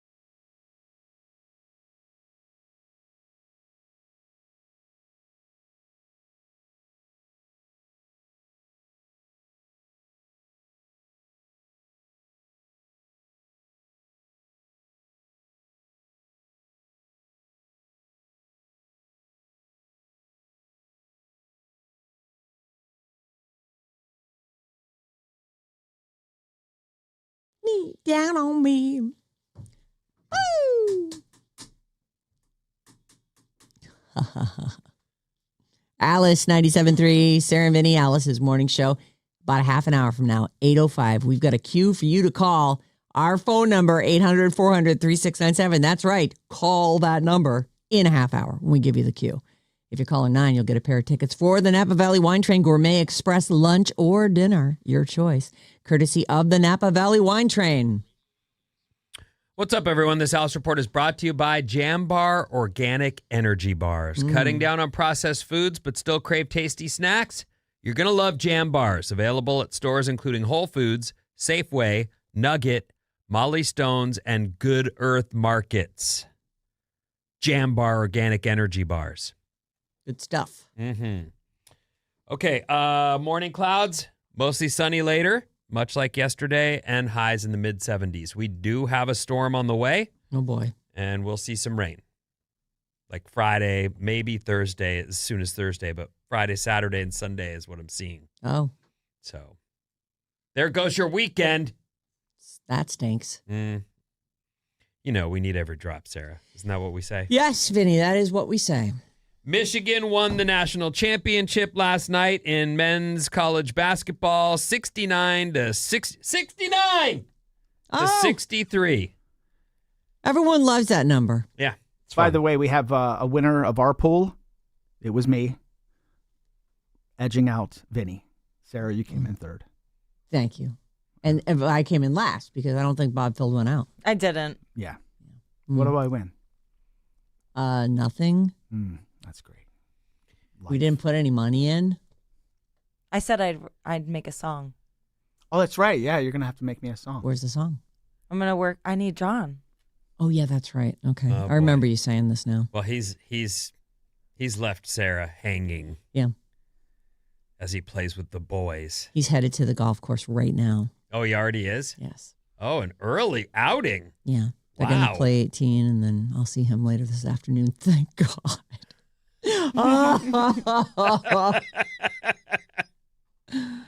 If not now, when Never. is the question. All right. Why more Bay Area older adults are getting tattoos. Oh. This is not surprising to me, as I remember this would have been in the, what do we call them, the aughts? Oh, yeah, the zeros. The zeros. I was at a college football game sitting there with Icky, and this lady goes to him, "I love your tattoos." And he's like, "Oh, thank you. That's very nice of you." And she goes, of course, she goes, "You want to see mine?" Pulls her sleeve up, and she is fully sleeved, fully covered. And I just thought, that's it. It has become really mainstream to have tattoos. Yeah. There's nothing counterculture about it anymore. Well, there's definitely still things you can do with tattoos that are counterculture. You can write a dirty word across your forehead. Sure. You know, you get your tongue tattooed, your eye, the whites of your eyes. I mean, there's things you can do. Yes. But At yes, the extreme, beautiful sleeves. There are always people who will go to the extreme and fill their face up or whatever. Yes. And sometimes I think that's their way of saying, but I don't want a job. Right.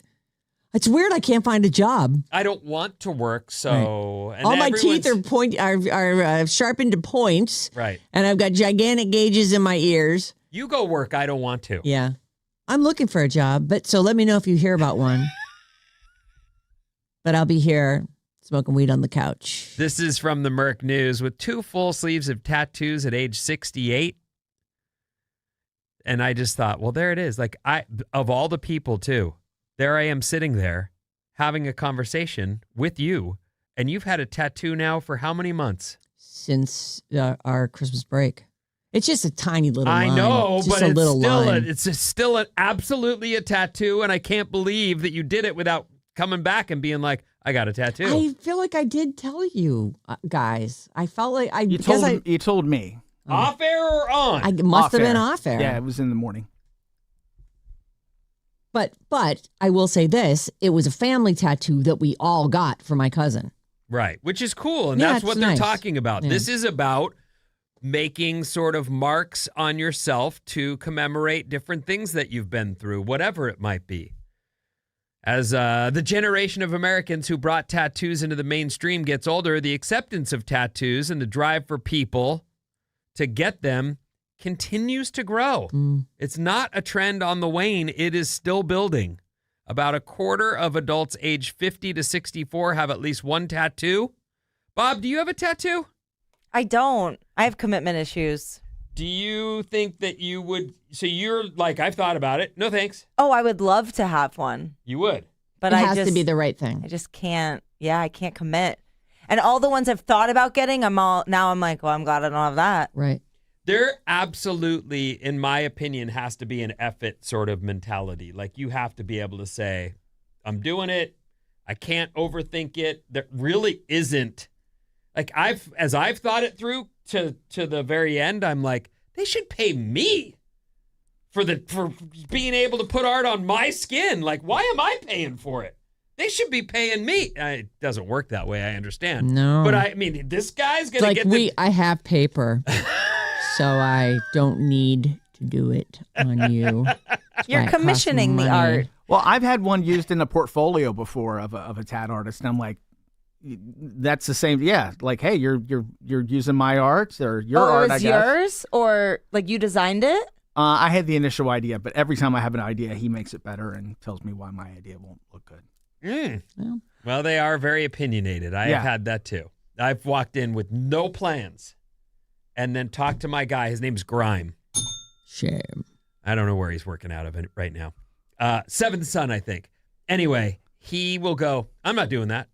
Oh. How about this? Oh, now you're talking. Okay. All right. I'll be right back. And then he leaves for an hour. It's exactly the same with my guy, Jason, at FTW.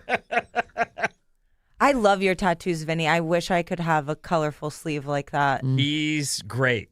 I wish I could say I had something to do with him, but as you see, I've said, you know what I should get? And he's like, we're not going to do that. But this will look cool. Mm-hmm. And then I go, all right. I can That's work a good artist, this in here. Mm-hmm. Yeah. And he is good. And, you know, one of the things that happens as I'm looking at some of this lady's art, as we're talking about tattoos that are from an article in the Merc News, it's not only that he's a great artist, he's also a good tattooer, as in he moves fast, he makes his lines quick, he doesn't go over them again. And that not only saves time, it saves pain. Yep. And it makes that healing process better and faster as well. Yep. He hasn't dug a furrow in your arm. There's a whole thing going on there that there's a level of expertise. Yes, you can get a discounted tattoo. There are certain things you shouldn't get a discount on, right. though. Don't do it. And don't let someone who's made their gun with a guitar string, that's a jail tattoo. Well, actually, I won't tell you what to do. You do whatever you want. Sure. But tattoos are still climbing. Still climbing in popularity as older adults. They just can be so beautiful. Now that you've got one, though, do you think you'd get another? No, probably not. Now that I have one, I'm like, well, that's checked off. It is kind of, right? Yeah, and it is. And I like yours. It's very simple, really easy. Yeah, it's just a line. It probably healed in a day. It did. It took no time. It never bothered me. Those are the ones, Christina and her two best friends, Trina and Annalisa, they get together, and then there's a tattoo place near our place in Santa Cruz, and every time. Oh, they go get a tattoo together. Oh, that's fun. They'll be sitting there, and you know what we should do, and then they do. They go the rest of the night. Like what kinds of stuff do they get? They get different things, but Christina now has I want to say she probably has 8 tattoos. Oh. They're all little. Most of them are little, except she had a couple before I met her, but either way. Those are big? Those are bigger, yeah. She doesn't have tramp stamp, does she? You know what? It's above where a tramp stamp would live, but pretty middle of the back kind of thing. Oh. So that does not count. I don't know. Tramp stamp is right above the crack. Right above the butt cheek. And it has to say daddy's girl. Or, oh, no, you didn't. No regrets. No regrets. Anyway, it does become an addictive thing. That's why I asked if you have an itch, because I really don't. It does become a thing where you go, you know what I need? Go back to the tattoo parlor and hang around and feel that vibe. Yeah. That energy. Anyway, the tattoo trend is not on the wane. It continues to build. One guy's TikTok video just saved a small family bakery from closing. This is a good story. The bakery is called Sweet 220 in Metro Detroit, and they'd been struggling lately. They were on the verge of having to close down, but then a TikTok account named Chow Down Detroit Ding, ding, shame. paid a visit and gave some love to their amazing cupcakes, and business went crazy. Oh. Advertising works, party people. It really does. The owner said that since then, the shop is selling 2,000 cupcakes a day. Oh, my God. How And are they he's even keeping up with that? From going out of business to needing to hire extra help. Oh, So I hope that continues to go for them. that is great. What's so great about their cupcakes? Well, there's no hook. It doesn't with say there's anything particularly great, but I do like a good cupcake. a good though. cupcake is better. Certainly, I prefer the good cupcakes for variety, but also because then it's gone. Yep. As opposed to bringing an entire cake over Right. and you're looking at 7 more pieces. Ah! It looks like they do those packs where every cupcake is totally different. Oh. I see one that looks like a blueberry muffin pie, one that's covered in sprinkles, Ooh. one that looks like strawberry cheesecake or something like That that. sounds good. They look does sound really good. delicious. An autistic bowler named Matt Sipes just rolled his first ever perfect 300. Oh, That's good if you don't know bowling. he's Matt autistic. Sipes, he's autistic. And he just rolled his first perfect game. 300 was a lifelong dream of his, and he now is turning pro. Oh, After rolling a perfect 300, he's joined the Professional Bowlers Association. So he's going big. oh, that's a lot of pressure. Speaking of professional bowlers, so there's a new show on HBO called Born to Bowl, and it's about professional bowlers. Really good. Oh. Like, I'm into bowling now, like 100%. It's a documentary? It's Yeah, reality TV? it follows the bowlers through the season. How do you watch the most boring things? That sounds terrible. It's really good. Matt says the 300 game was the payoff for years of intense focus and love for the sport of bowling. And now that he's pro, he hopes his success inspires other athletes on the spectrum to chase their goals. Go, Matt. Go, Matt. Go, Matty. Big Bear Lake in California is home to 2 famous bald eagles. Their names are Jackie and Shadow. And now they're celebrating the arrival of 2 healthy. Hold on. Let's play a game. Okay. Are baby eagles called chicks, eaglums, or eaglets? Eaglets.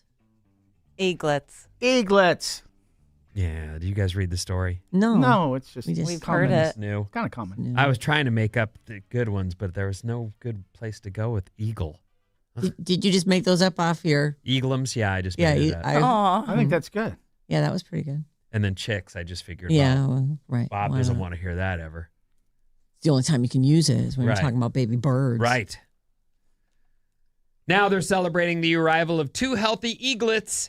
Jackie and Shadow have 2 baby eagles, both which hatched within 48 hours of each other, and the chicks are already getting their first feedings. Oh.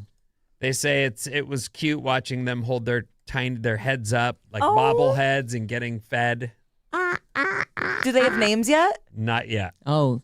Is there a contest to name them? I haven't heard, but that's fun, right? Yeah, I love that stuff. A new study says about 1 in 3 young adults are living with their parents right now. And Not that too number has surprising. been climbing in recent years. I'm not surprised by it. And I do think that one thing, there are times that I was living in houses with tons of roommates, and some of those memories are the best memories ever. Other memories are the lower points in your life. Like you really do find yourself going, and then I got home after a long day And I knew the only thing I had to eat was the one little teensy amount of cereal left in that box. And someone had eaten. You walk in and there's someone you don't know eating your cereal out of a bowl. Someone's girlfriend is now mowing down the one thing you had saved for dinner tonight. There's rough times in there is what I'm getting at, and I can see why you might want to stay home. If your parents don't cramp your style, stay home. Yeah. Even if they do cramp your style, it's so expensive to live out there. Like, you know, it's especially around, like if you wanted to stay in the Bay Area, you'd have to have 10 roommates. You'd have to have 10 roommates. And that means that you have maybe a space against the wall to call your own. Remember when they were taking apartments all over the city and cutting, I'm sure they're still doing this. They were cutting them up into like the living room had 6 by 10 spaces cut into it. And like the only rooms that weren't cut up into multiple places for people to live, divided by curtains only. They had like frameworks. Remember this? I had a group of friends that worked for me, with me, and for me at the surf shop. So this would have been me in my late teens, early 20s. And these guys took one giant room with PVC pipe and blankets, built dividers. Meanwhile, they were all young men dating, and they're all talking about how so-and-so brought someone home and we all sat there, laid in bed quietly, not wanting to ruin his game, but also hearing the whole thing the whole time. There's rough really times is in there, everyone. It's almost like you should carve out a closet where if someone's going to get some action, you can go in there and maybe soundproof the thing. Someone lived in there, too. Oh, yeah, that's true. People paid extra for the closet because it has a door. For reference, back in 1960, only about 22% of young adults lived at home, and they're saying that number's now up to 33%, which doesn't seem like that big a climb, really. And when do is the cutoff 30 years old? Like, what is a young adult? Let me see if they say. They don't. 18 to 34. Oh, okay. A third of Americans between the ages of 18 and 34 are still living with their parents. Damn.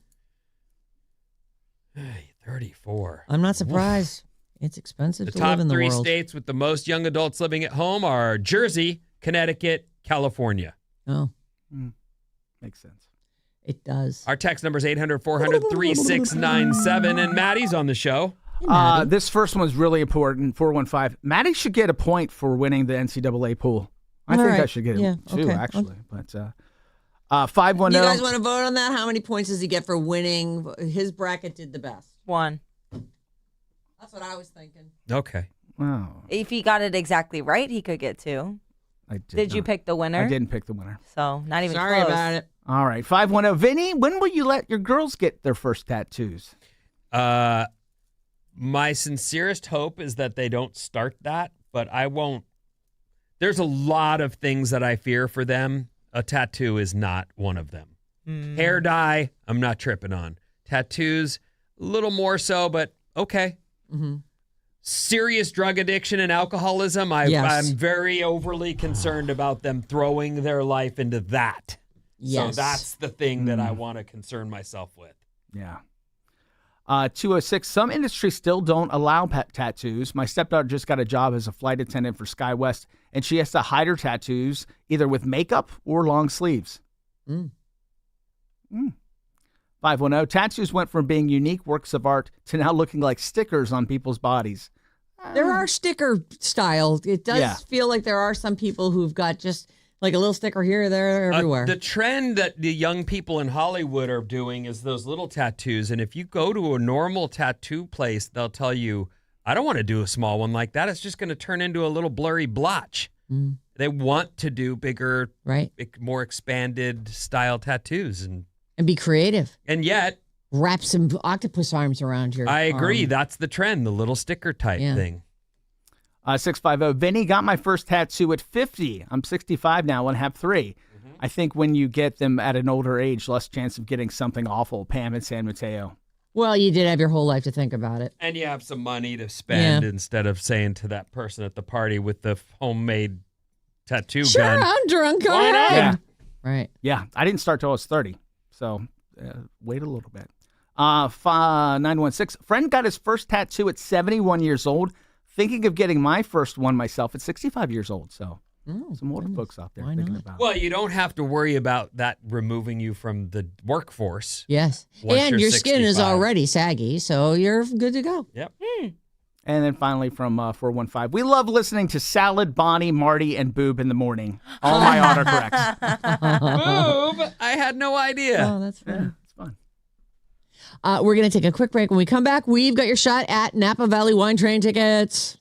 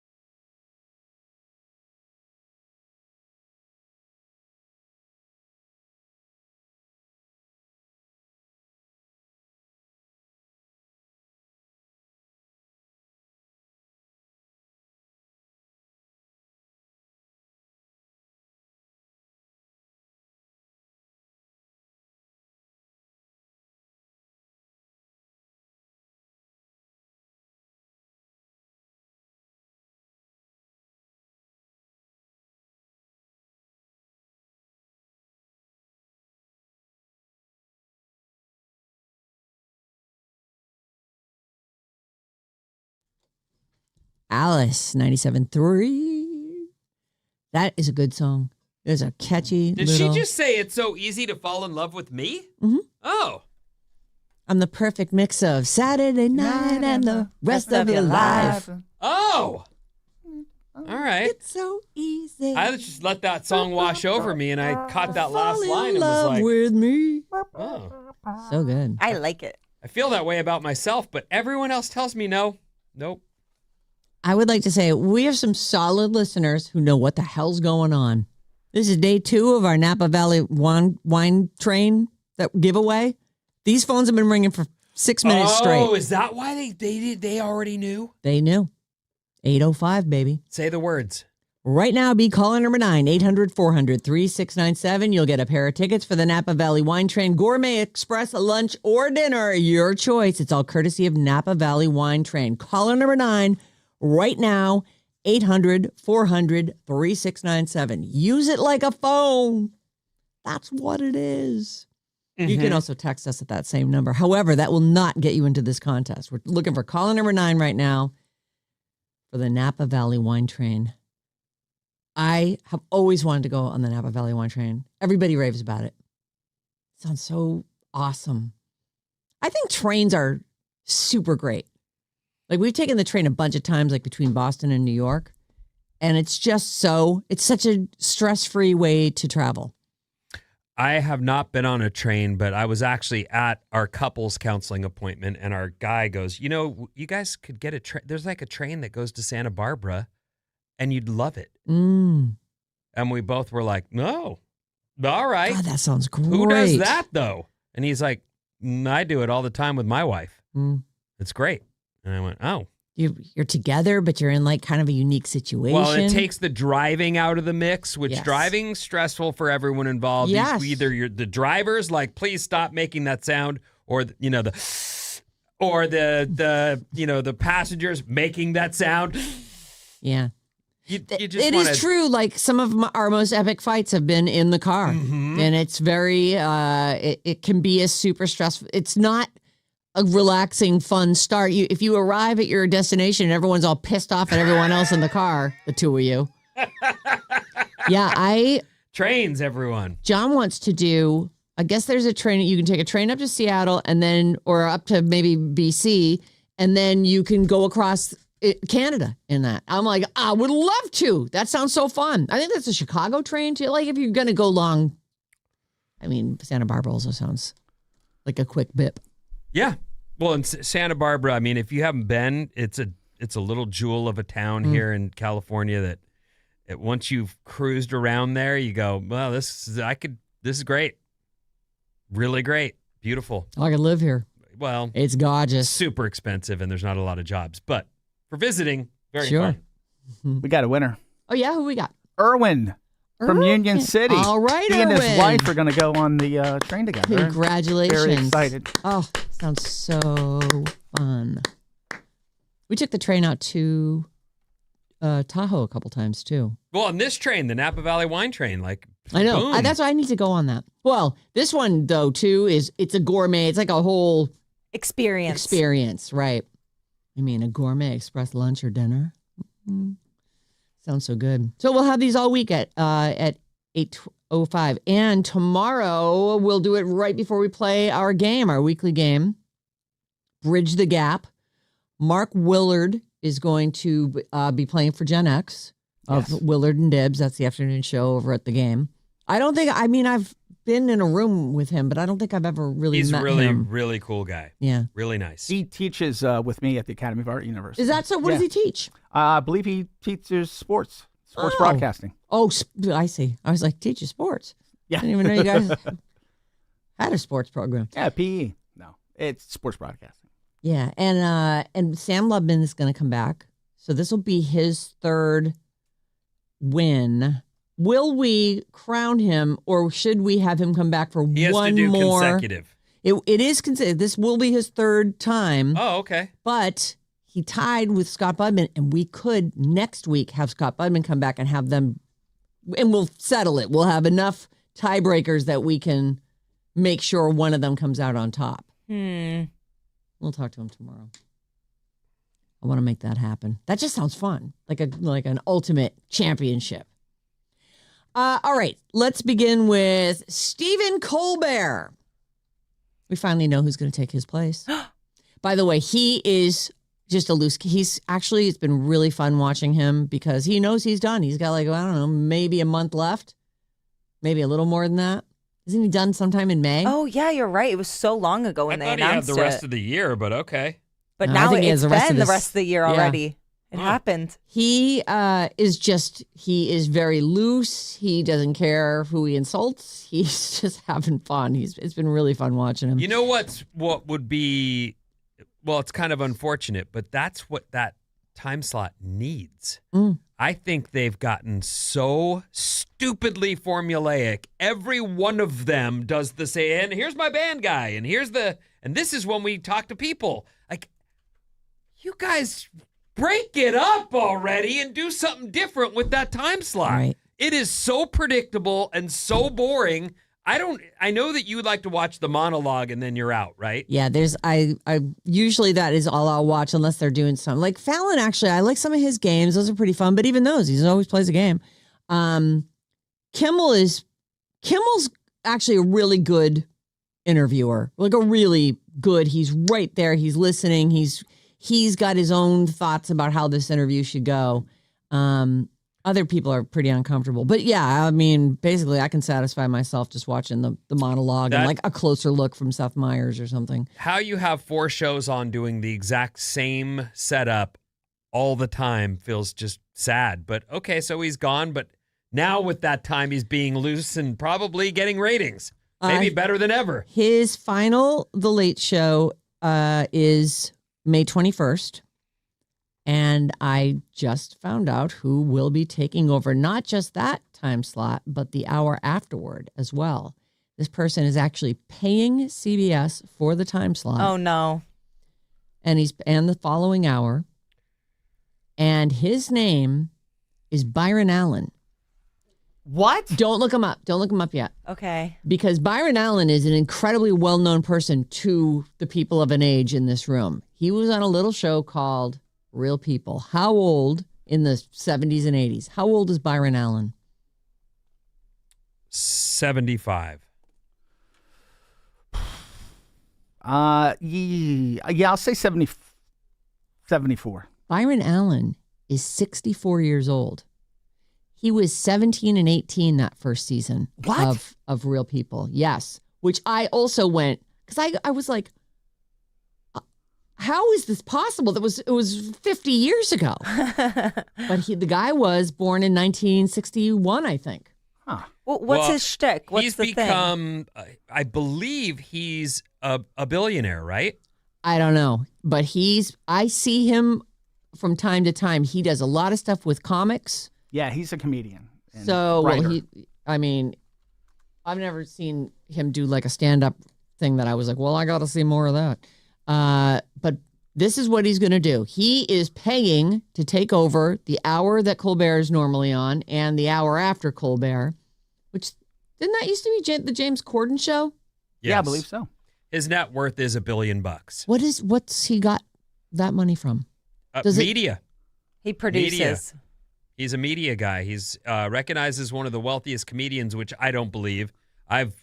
Producer guy. But he's a media. He is a media executive, and he's built an incredible empire, doing all kinds of shows. And wonder if he did. Was he like behind Last Comic Standing or something like that, where they franchised that out to other countries? And anyway, well, one of the things he does he buys time on TV and produces low budget shows and makes money off of that. Well, seems like it's what he's doing. It's a recipe.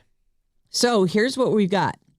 Starting on the 22nd of March, the day after Stephen Colbert's last show. Oh, what did I say? March. May. May is the correct answer. Thank you. On May 22nd, Comics Unleashed with Byron Allen will be taking over. And right after that, starting at 12:30, funny you should ask, his comedy game show. Huh. He says, I created and launched Comics Unleashed 20 years ago so my fellow comedians could have a platform to do what we all love, make people laugh. I truly appreciate CBS's confidence in me or your by picking up our 2-hour comedy block because the world can never have enough laughter. I just thought, I mean, is it interesting that he's replacing him? But I was like, oh my God, that guy's actually like our age. I mean, not really. Not quite. But still, I would have also said he's easily 75 years old. But no, 64. Byron Allen. The state of things is very sad. These shows could be great, but the idea that he can buy his time on CBS and then fill it as on a major television network. Is this the model? Is that where we're headed? Yes. Right in the middle of the day, there'll be, gamblers, the way to win all the money. Because they were doing that on radio already. Yeah. Where these gambling syndication shows were buying their way onto the radio, and then it became mainstream, and now it's just what some stations do. What broadcast TV is having to turn to. If they can't sell a show like Colbert, who was winning the late night wars, he couldn't sell enough stuff for them to support that show. It feels like, okay, well, that's what broadcast TV is going to be. It's going to be a place where you can have an idea for a show, pay for the block of time. If you're a billionaire, you can pay to produce that show too. That's kind of called an infomercial, though, to some extent, isn't it? It's paid programming. Well, we want to buy a half hour. That's like the dentist guy that starts after the football games all season. You don't know this? No, On the local TV, there's a guy who's doing like a talk show. Oh. But he's actually a dentist, and he's telling people that he can fix their teeth. And it's at the end of every Niners game. Oh, my God. Every Niners game, it ends, and there's that guy, the dentist. And he basically bought an infomercial. He's bought an infomercial. It's a 30-minute. I wonder what that time slot costs him. I don't know. But it's on local TV. Non-local, yes. But I don't understand, when you buy an infomercial, you're selling something. How does this guy make money for buying? Does he get the ad revenue? You make more money from the customers you get than what you put into the time. So it's like buying a 30-minute advertisement. But what's he selling? No, yeah, he's selling. Well, that guy's selling dentist work. No, I get that. But what's Byron selling? There has to be an advertising component. He sells ad time on his stuff, so he buys it at a rate, and then he sells the ad time. He also made a lot of money. He sued McDonald's for $10 billion for discrimination, and said that they didn't support black-owned and black. What does it say? TV. He got for a settlement. It's undisclosed, but he did get a settlement. Well, here's a guy who's got $1 billion. Just loves comics and comedians and comedy. And he is doing Comics Unleashed with Byron Allen. It takes over starting May 22nd. It's just so crazy. Like, Byron Allen is such a name from our childhood. Mm-hmm. And then right after that is his comedy game show called Funny You Should Ask. So, from the 510, Comics Unleashed is already on at like 1 a.m. And it's so lame. I can't imagine that'll be successful in Colbert's time slot. Well, it doesn't need to be that successful. He just needs to be able to sell commercials on it. And actually, with $1 billion, I don't even have to do that. He'll just make it. Maybe he'll have comedians pay him to be on his show. I have no idea. But that's what's happening. It is a bummer. It's a huge bummer. But there you go. That's where network TV's headed, because honestly, the streaming model that's the way now. Everyone is paying for individual streaming services.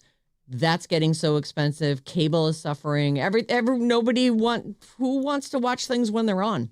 I'll be watching Hot Ones on YouTube. Oh, BTS is on.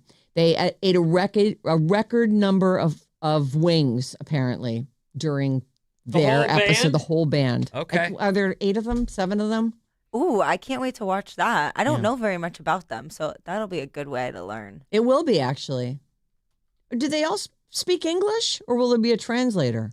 I know they sing in English, some songs. Oh, I have no idea. Yeah, me either. In other countries, and I say this not having been to any, but I do know that. Wait, none? Not many. Not even Canada? Well, Mexico I've been to. And Nicaragua. 1 million times. Oh, and Nicaragua, yes. For a wedding, or why Nicaragua? Oh, surfing. We went on a surf trip. Oh, cool. Mm-hmm. Sorry, continue. I forgot what I was talking about.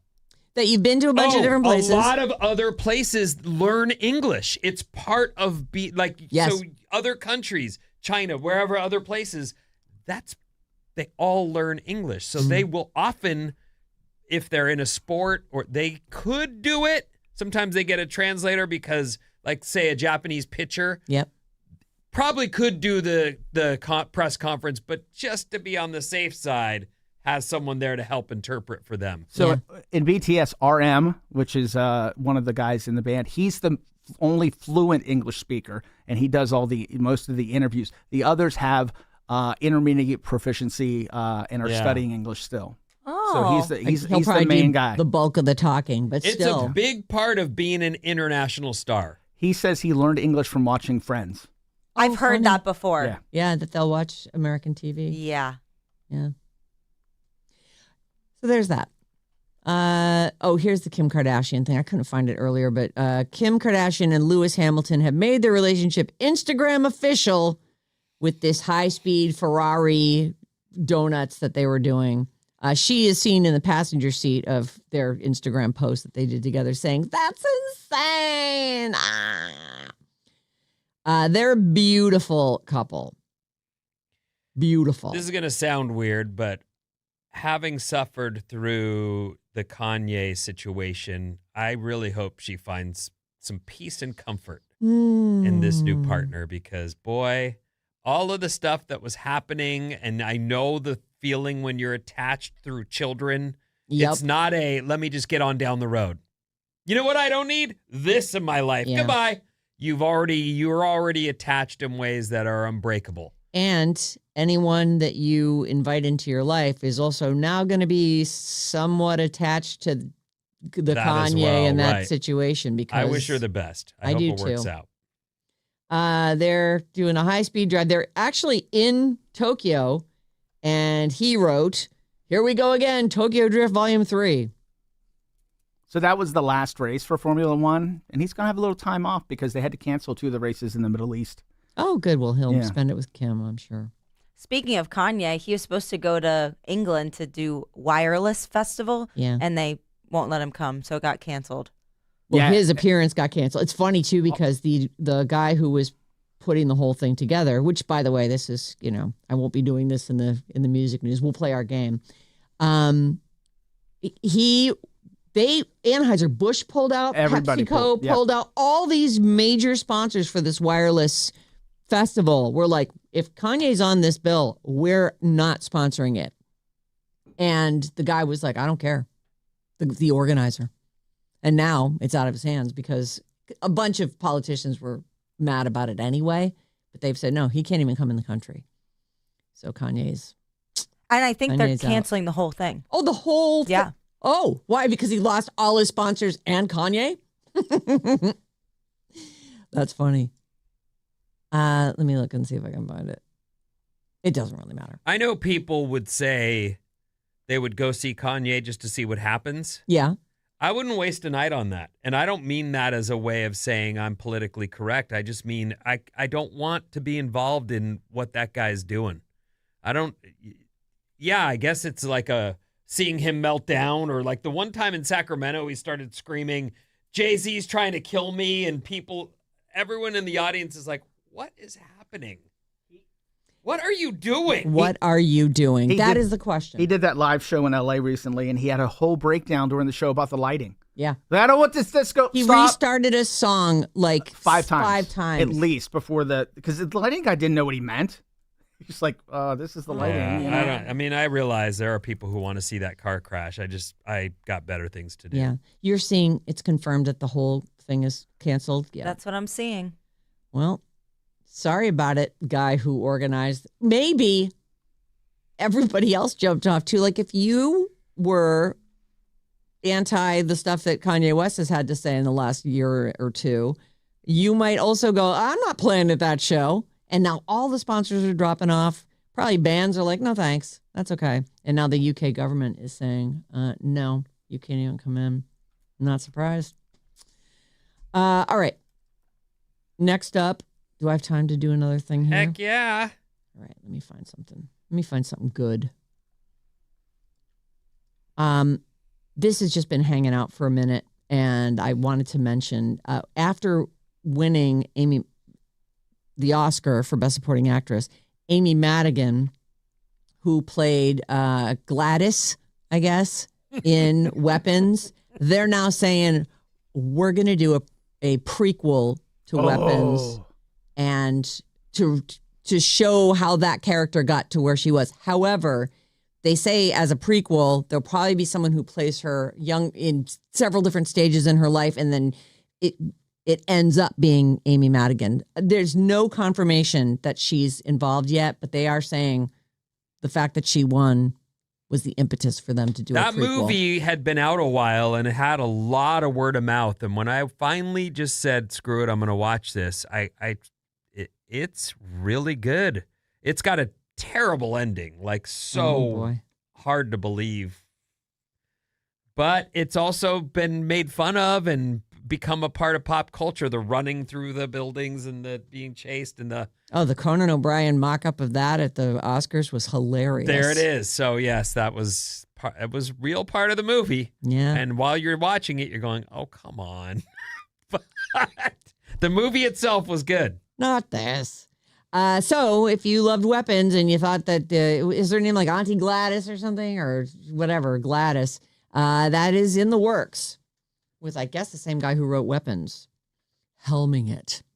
So there you go. All right, Vinny, what's coming up in the news? What happens after you have great success with Ozempic? After these.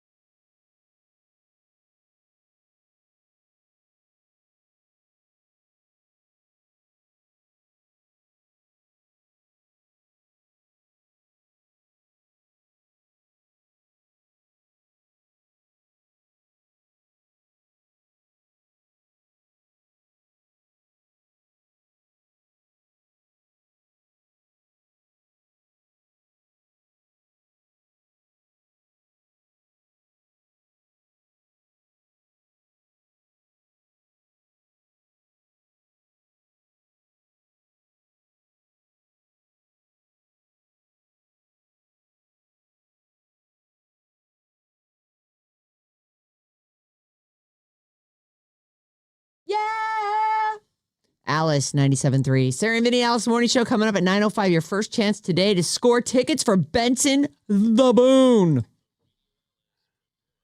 That's his new nickname. Is it? No, I wasn't looking at the thing, and I... Benson the Boone. Yeah, Benson the Boone. The Boone. The Boone is coming down. Benson Baboon.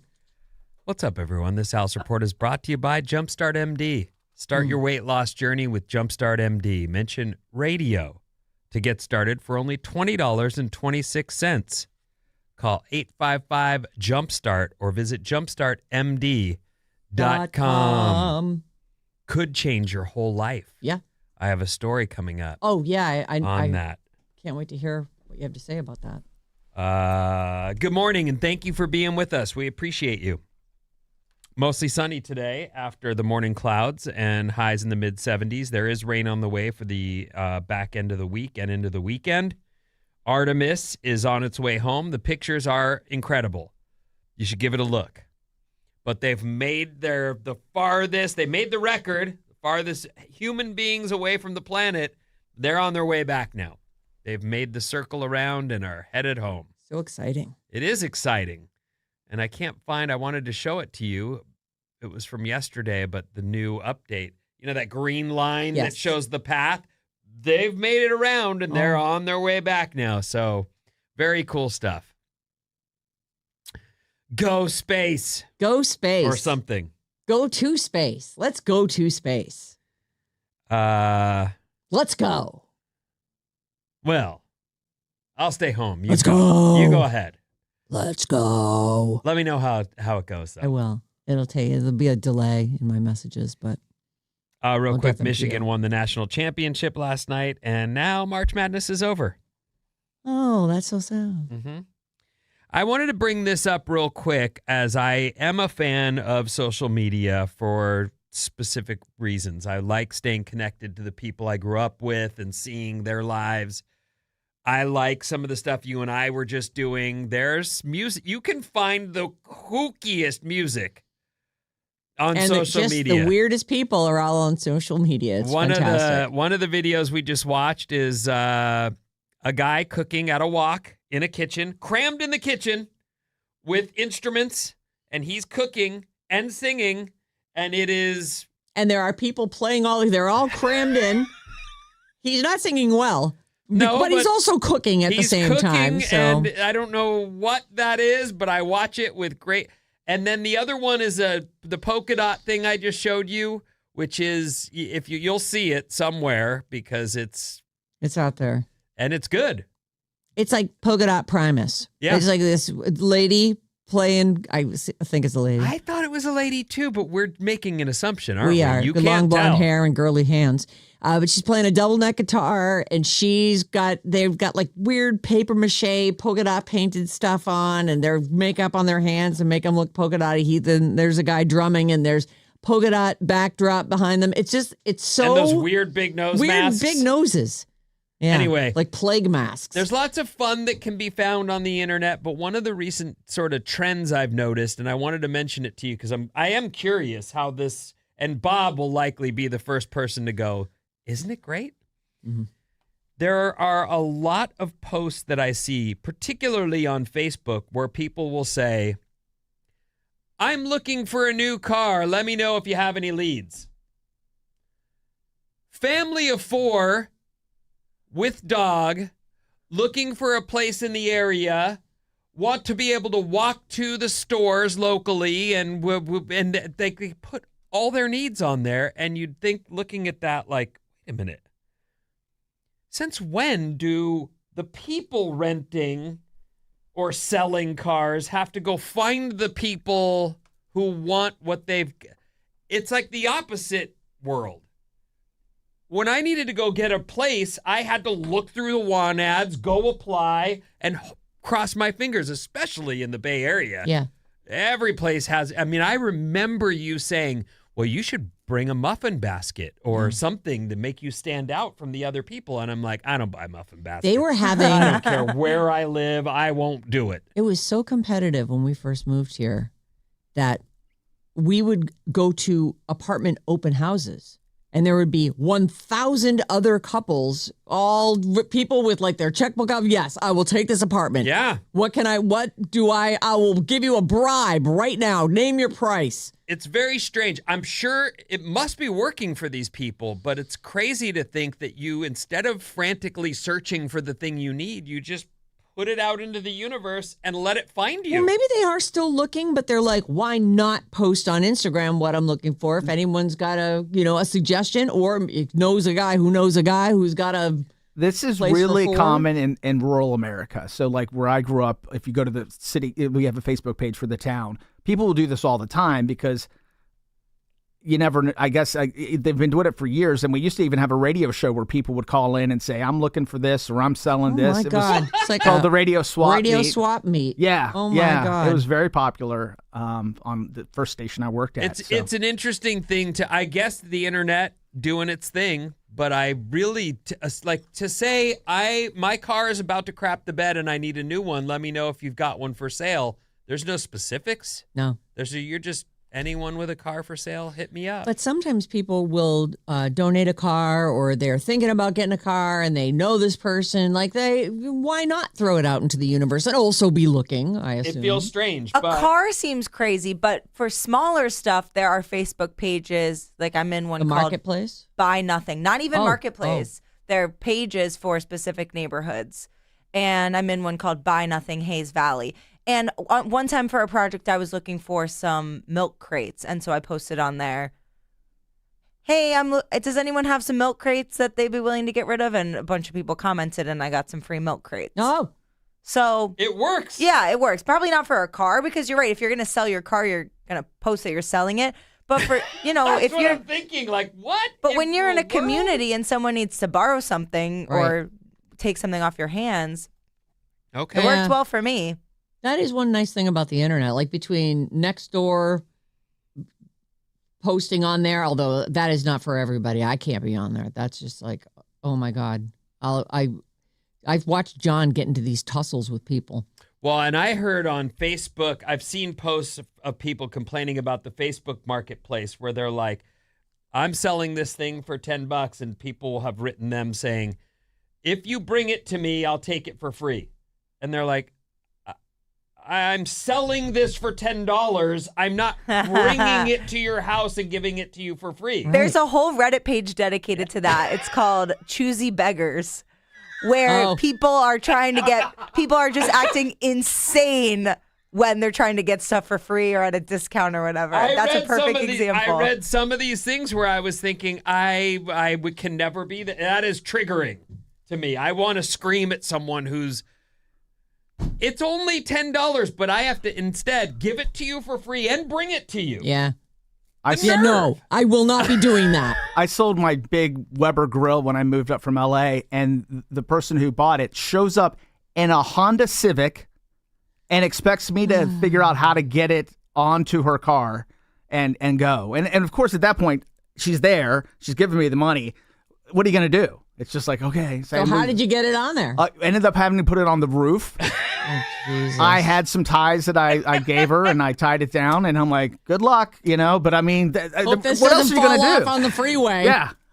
And then she sues you because your thing that you put on her car fell off on the freeway. Yeah. Anyway, that just was a trend I thought I'd mention real quick before we get to the story of the day. All right. What do you do after Ozempic? According to a study, people who undergo rapid weight loss, in this case we're talking about using Ozempic, are twice as likely to divorce. Oh. This is like the story you hear where someone gets sick and then they recover and go, I'm not putting up with this crap anymore. I know someone like am that. the bleep out of here. Yeah. I could have died, and I would have died married to that guy. I'm out of here. Yeah, that's, Amy Schumer's gone on and on about not getting a divorce because of Ozempic. But did get a divorce right after the Ozempic took all the weight off. Yeah. Weight loss drugs like Ozempic, Mounjaro, and Wegovy can free some people of pounds and their toxic marriage. According to new research, people who undergo rapid weight loss are twice as likely to divorce. The study focused on people who'd been fitted with gastric bands, but the idea is that it could extend to the rise of the GLP-1 drugs. Oh, so they're saying this is specific to people who got the stomach or lost weight other ways, right. But it does make real big sense in that you've worked hard on yourself, you find yourself in a better place, and you look around your life and go, I'm cutting that fat out. Right. According to the study of 12,500 married patients, 14% divorced within 6 years of losing a lot of weight. Experts believe there are several reasons this may be happening. For one, people who commit to weight loss treatments are clearly comfortable making big life decisions. They're probably becoming more social and trying to live a healthier life. If their partner isn't on that same trajectory, it could cause tension. Also, I think one of the things that happens, and this is for people who are, I'd say just specific to alcoholics, is there are people who want their person to stay drunk. They don't want their person to get better and move out into the world and live a life. And they've got their little person. Have you seen this or heard this? Yeah. There are people it's just codependency. It's just a thing. They've got that, like, this person needs me. It is codependency. They need me. Well, and they also, we went through this when I first got sober with my wife, where she missed her party friends, and eventually she just kind of curbed all of her drinking, where she wasn't. Yeah. But when I first got sober, she was still drinking like we used to drink, and it was not a good match for that, because it was like, yeah, you can't sit and drink a bottle of wine in front of me on a Friday night. Like that's not helping me out any. But it's real. I mean, because especially if you've been with somebody a long time and drinking's a big part of your culture, it can be shocking. Because you can't hang around with the people that you used to drink with anymore. Absolutely not. And it's a bummer. So the friends go. I have some good friends from way back that I still love that I don't hang with because that's what we did together. You got a couple sober guys too. So yes, I do. You can still turn to them. Losing weight may make them feel more self-confident about moving on, particularly if the relationship isn't a good or happy place. So I just thought that was an interesting news story that people who start really making improvements in their life don't stop at just the GLP-1s or whatever. I'm going to change a lot of things. I'm looking around and thinking this place could use a whole redecoration. You are not welcome here anymore. No longer part of the new look, the scene. And good luck to you. I think that's great. Yeah. If you are someone who's unhappy, you can. There's one life. Do it. This is surprising to me, actually. The stickiest cities in America, which immediately makes me think Florida, right? Because it's so hot and sticky. Humid. Yeah. They're not talking about the weather, though. They're talking about the stickiest places, which are the ones that are hardest for locals to quit, to leave. So most where of the people want born to stick there around, stay there. Okay. They don't move out to other metro areas. Charlotte, North Carolina. Greenville, South Carolina. And so I thought for sure. Are those right by the beach? Because they do have beautiful beaches. I don't think Charlotte's near the beach. Charlotte's in the mountains. That's where my sister lives.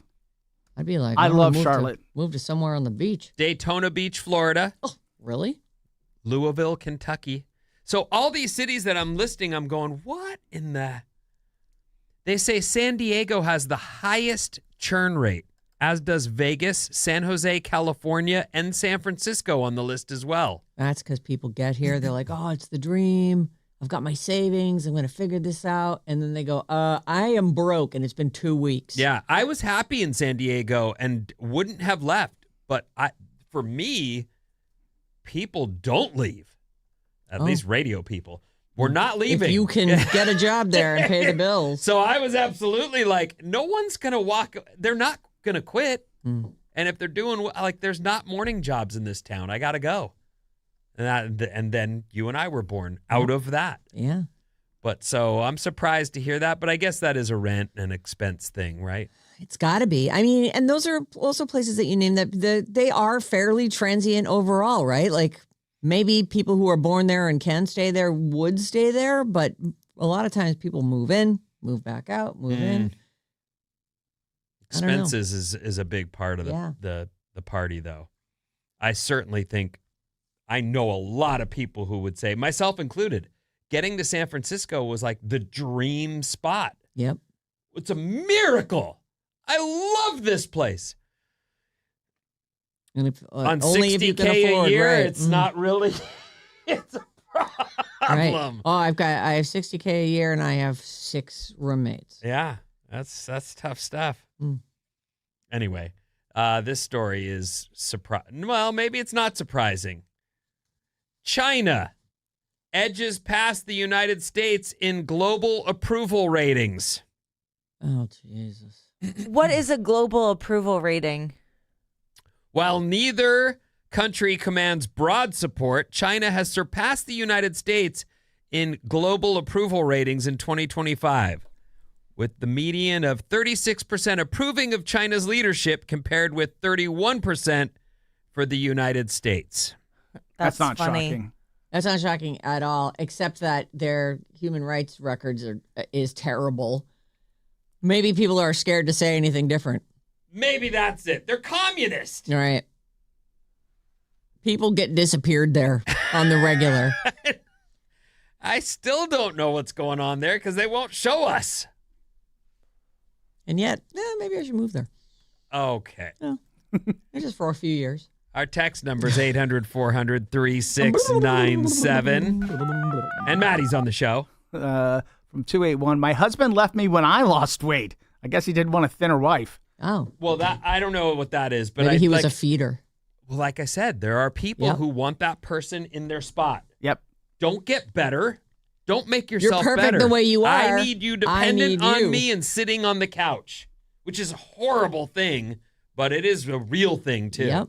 510, I sold a desk on Marketplace, and the lady showed up in a small hatchback with a skateboard she thought would work. My son and I had to carry it in and fit it in her car. She drove from Alameda to Santa Cruz. Oh. With a skateboard? As in, like, put it on this and I slide think it she in? meant a dolly. As a dolly, As a I'm dolly. assuming. I've done that 1,000 times. Yeah, Oh, my does work. God. 510, OMG, Maddie, the same thing happened to me when I was getting rid of a couch, except they got my neighbors to do the work and donate the straps. I was cracking up. There's from 707, Napa's radio station used to have a swap meet show on Saturday mornings. I loved listening to it. Oh, that's kind of fun. 707, Sarah, Yara. you are dead right about next door. A toxic cesspool of negativity. Oh, goodness. Well, I know yeah. a few people who have a real problem, as in, like, you shouldn't be on there anymore. Mm-hmm. Oh, we have a WhatsApp for my building. I go on it once or twice and I'm done. It's same thing. It's all the people who live in your building? It's all How many people live there? Few hundred. Yeah. No. Yeah. There's a few hundred people It's in a your huge building. Oh, I yeah. see. But it's definitely, the people who are going to be on next door. They're the same people, and they just complain and complain and complain. The point you made about the possibility that someone posts this, but they're also still looking, helps me a little, because to me it's triggering when someone goes, I need you to sell me your car. And then they just wait. Like, what the? Yeah. Get online and find a car to buy. It's You're called the online Auto already. Trader. Just Right. look for a car you want that's in your range and then pay for it. That's how goods and services are acquired in this country. How it works. It's what? No, I'll just post and Shakes stay his home. hand at the clouds. This is the get out What of in here. the lazy hell are you doing? Sell things right. And then one more. Cute. 415, I just sold something from Petaluma on Facebook Marketplace. People from as far away as San Jose were writing and asking me to bring it to them for free. Oh, for God's sake. People. Yeah. It actually becomes harder to sell something than it does to just toss it into Give the it trash away or or right, drop whatever. it at Like, Goodwill. please, no more emails out of you. What's coming up in the trash, Sarah? The Benton Boone tickets right after this.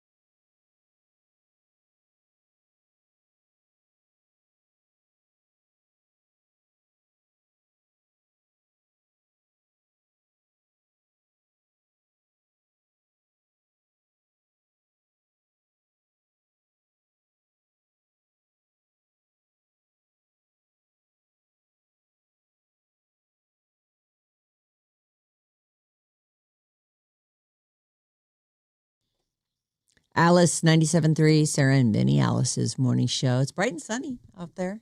Oh, I see some clouds. Breaking through. Yeah, it will. It looks good. Mostly sunny today, highs in the mid-70s. Oh, that sounds perfect. Perfect time for Benson Boone tickets or Benson the Boone. Thank you. Yeah. That's going to be a thing now, huh? Oh, you betcha. Yeah. I'm sure Benson Boone will be like, please don't. Benson the Boone. He's going to be like, why didn't I think of that? Right. Yeah. Benson Boone tickets. Take the code word SONG, S-O-N-G, to radioalice.com, and you'll be in the running for tickets for Benson the Boone on August 7th at the SAP Center. Take the word SONG to Radio Alice and enter it in. At 12:05 today, Mason will have another code for you, and at 5:05, it's Jane with one more code word. So lots of chances to win. This hour's code word is SONG, and these tickets for Benson Boone are courtesy of Golden Voice. Call or text us anytime, 800-400-3697, and email us, go long form, at sarahandvinny@odyssey.com. Odyssey. So I'm going to tell you a story, and I can tell you the name, I can tell you all this stuff, and I will also tell you that this is an AI artist. And then we're going to play a game where we're going to try and figure out what's AI and what's not. All right. And so I have not listened to this guy's music because I read the story, and then Maddie and I were having a conversation before the show, and I thought it'd be fun to see if we can tell. So Maddie's the only one who's heard these songs. Here's your headline. A new artist has 11 songs in the iTunes Top 100, and he's not real.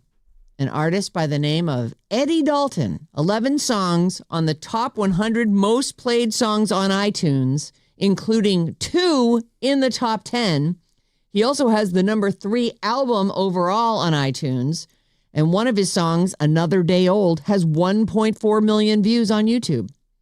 Not bad for a guy who doesn't exist. Eddie Dalton is the creation of Dallas Little, and everything from the music to his look are AI generated. Country guy? I'm not going to tell you what genre. All right. Well, let me finish the story, and then we'll play the game. So this Dallas Little, who created Eddie Dalton, his look, his music. Well, when I say he created them, he had AI create this for him. He says, I don't appreciate how my work has been characterized. I am not deceiving people or ripping them off. Every social media video is clearly labeled as AI generated, and many listeners are fully aware of that and enjoy the music for what it is. All of the songs are written by me. So this guy is behind a non-existent artist who is making him money on iTunes. All right. I'm going to play 2 songs. I'll play in this. They're number 1 and number 2. You tell me which one is AI. Here's number 1. Now, hold on. Is this going to be the Eddie Dalton This one is the Eddie Dalton one. This is the Eddie Dalton one. So which one is one of these is this artist that's been completely created. Okay, here's number 1. It's the way you save me. Say my name and lift the way. Okay. All right. And then this is artist number 2. But the older I get, the more it shows. Not everyone gets the chance. All right, which one of those is AI? Oh my God, they're both good. I hate that. Number 1 or number 2? I'll start then. I'm going 2. You think 2's AI? Mm-hmm. I think it is too, because that rocket, it just sounds so perfect. I agree. I love the raspy voice sound, but it sounds a little fake. I'm going to go 2 also. You were all correct. It is number 2. We did. So that is the Eddie Dalton guy. That is the Eddie Dalton guy. Let me hear a guy. little more of that song. Sure. Like the wind through the pine, just small little pieces in a bigger design. Jesus. This is the persona that he came up with for him. If you want to see a picture of this guy. Hang on, I got to skip the commercial. Hold on. There we go. That's what he looks like. Oh! You know what? I was between Dallas and Dalton, I was like, this is a country guy. But no, it's a black guy in a suit. Yep. With a kind of old school microphone. I mean, it's, well, that's just what he created. I mean, he probably said, here's the kind of voice I'd like him to have. Yeah. Soulful black guy.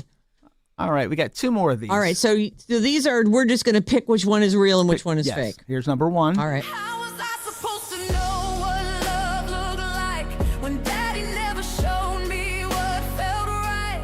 How was I supposed Okay. Okay. That's number 1.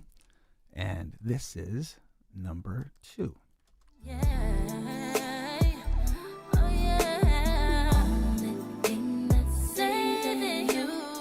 I really hope it's number 2 because I like that first song better.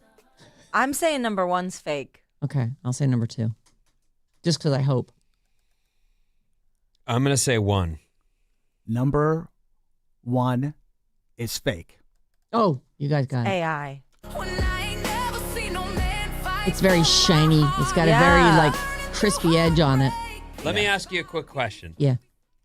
If Milli Vanilli had said, these guys aren't singing, would people have been okay with it?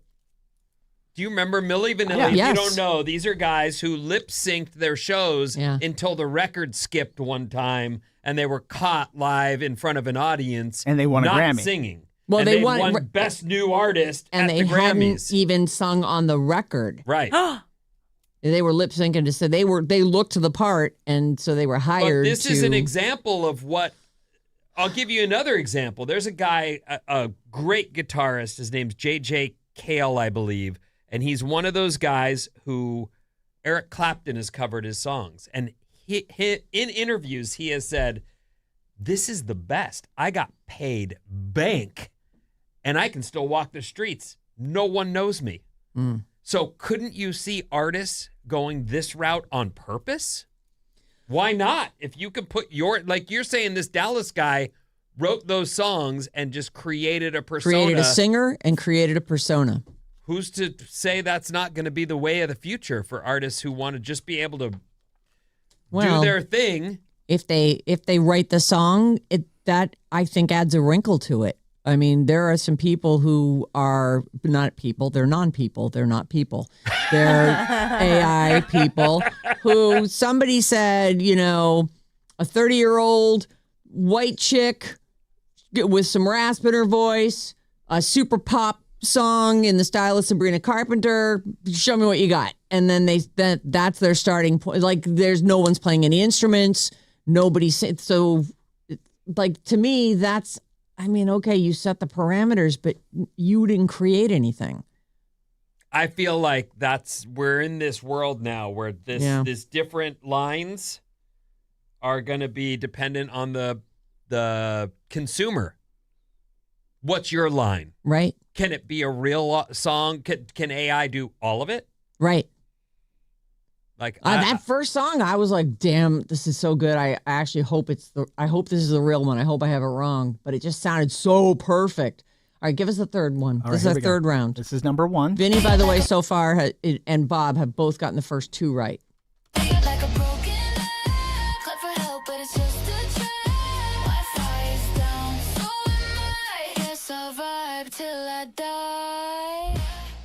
Okay, that is number 1.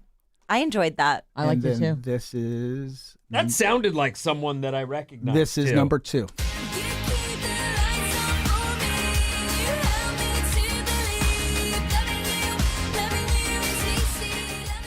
Which one is fake? Number 2's AI. I'm saying 2. I'll say number 1 just to go on the other side. Number 1. Oh, this is AI. Well, it's a banger. Sorry. Yeah, it is. Well, there it is. What? So if it's good and you like it, is there a problem? Yes. Oh. I don't know what it is. But, It doesn't feel good. It doesn't feel right. Well, it's not really art if a AI makes it. I don't know. Is it really art if an AI makes it? Have you ever heard, I'm guessing no, but there's this joke about in the future, when I have grandkids and you guys are long gone. Yeah, we'll be And dead. me as a grandparent, my generation will be prejudice against the clankers. You know, as AI starts to develop more and have more personality and become human music? No, just AI in general, not just music, but whatever they do, whatever they choose to do with their lives, their AI lives. Oh. And kids at that time will see them as other people. Peers. And my generation will be like, we'll call them the clankers. They're not real. The clankers. You'll be the grumpy old person. I see. Well, you know what, my sincere hope is that we all live long enough that you get to become a grandmother. Of course. That would be wonderful. And that AI hasn't murdered us all because we're bad for the earth. It's, honestly, I feel like this poses really interesting questions about what is art, what does it say about you if you like AI stuff? Like, it's just, I don't know. It's all feels really fresh, like new footprints in the snow. Where is this going? I'm not what as is quick going to happen to be on board with anything just because it's new. And often I feel like I love music, so I'm a big fan. And one of the things you hear about old school, like let's say Led Zeppelin, for example, an old rock band, people will say, there are so many mistakes in those records where he clanked a chord and it's part of what makes this whole thing. Rock and roll is messy. Yeah. And it's real and it's a human making it. And that mistake stays into the recording. Yeah, they could have fixed it, but that's them doing their thing. I love that. I know. I want that. That's what I want to support and spend my money on. That doesn't mean I'm going to start a picket line and be mad at AI for making music. I'm just not going to participate in it.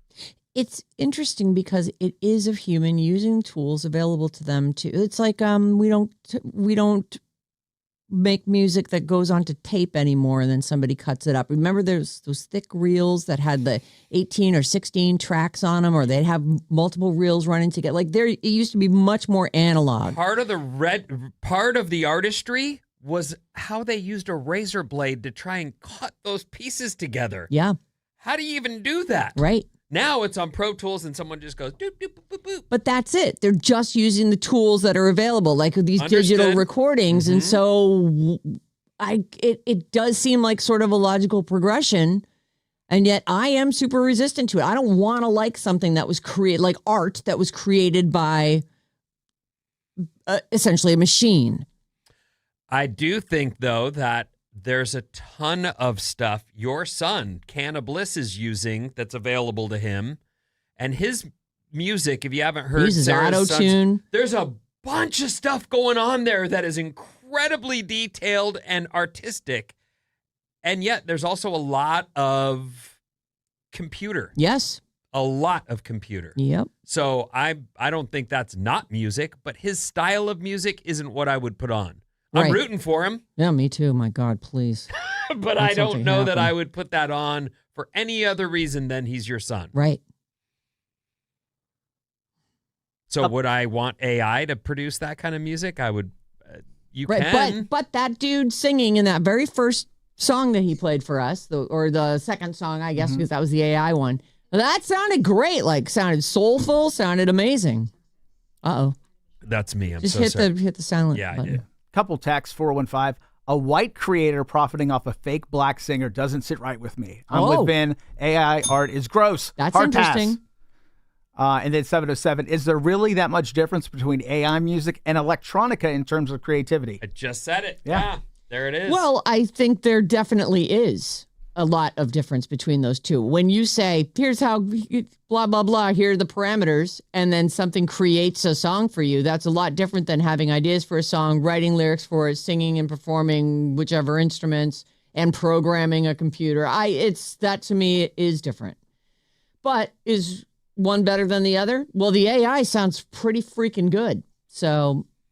And it goes to... There's an argument there. I think Bob just nailed it. The reality is, will my kids, having heard me froth on real music and the artists that make it and all that, will my kids be screaming about their kids and the music they're listening to and how none of it's real? Maybe. Maybe not, maybe though. They will. Or they may be like, just like I am with the YouTube shows they watch. I give up. Yep. clearly that's not for me. I'm not meant to like it. Right. I got to leave you alone. They're not programming that for me. That isn't for me. I don't care about that. Enjoy yourself. I don't know how you can, but okay, Right, go ahead. Exactly. All right. So there's that. Just that good job on the way to match up the little AI and the not AI. There's a comedy that stars Glenn Powell. This is just a little bit of detail. This is a Judd Apatow movie. He's a director. And he's got this upcoming country comedy called The Comeback King. It stars Glenn Powell as a country western star in Free Fall, which I feel like we've seen a bunch of country western stars in Free Fall movies. Like Gwyneth Paltrow did one. I want to say, who's the actress who's won everything? She's in The Devil Wears Prada. Meryl Streep. She was in a country stars, falling star. She was? Yeah. Bradley Cooper plays a country star, falling star in Star is Born. Like, I just feel like, okay, this is a country western star in Free Fall, starring Glenn Powell in a Judd Apatow movie. But Judd Apatow movies are pretty funny. I'm sure isn't his wife go in all his movies? Yes, I believe so. This it was written by Judd and Glenn Powell, and it hits theaters February 5th, 2027. So we're less than a year away from that one. Lady Gaga had to bow out of a show last night. This was, I guess it was supposed to be in Montreal. She's got some kind of respiratory infection. I'm sorry to share that I'm unable to perform tonight. I have to cancel the show. I've been fighting a respiratory infection for the past few days and doing everything I can to rest and recover, but it's gotten worse. My doctor has strongly advised me not to perform today, and to be honest, I don't think I could give you the quality of a performance today that you deserve. So I guess she's got a bunch of shows coming up in New York, and I think this is the end of the tour. Like she was going to end it in New York. Let me see if I can. The singer's set to wrap up her long-running tour next week in New York City. So maybe she's just trying to rest and make sure she's good for that. I would rather an artist cancel if they really can't do it than try to do it and you're sitting there now going, I've paid good money and you're half-assing it, right? Or you're trying as hard as you can and it ain't working. It's not working, right? Right. Croaking is not what you came to listen to. Exactly. All right, Ben, what's coming up in the news? I got an Is It Wrong for you right after these.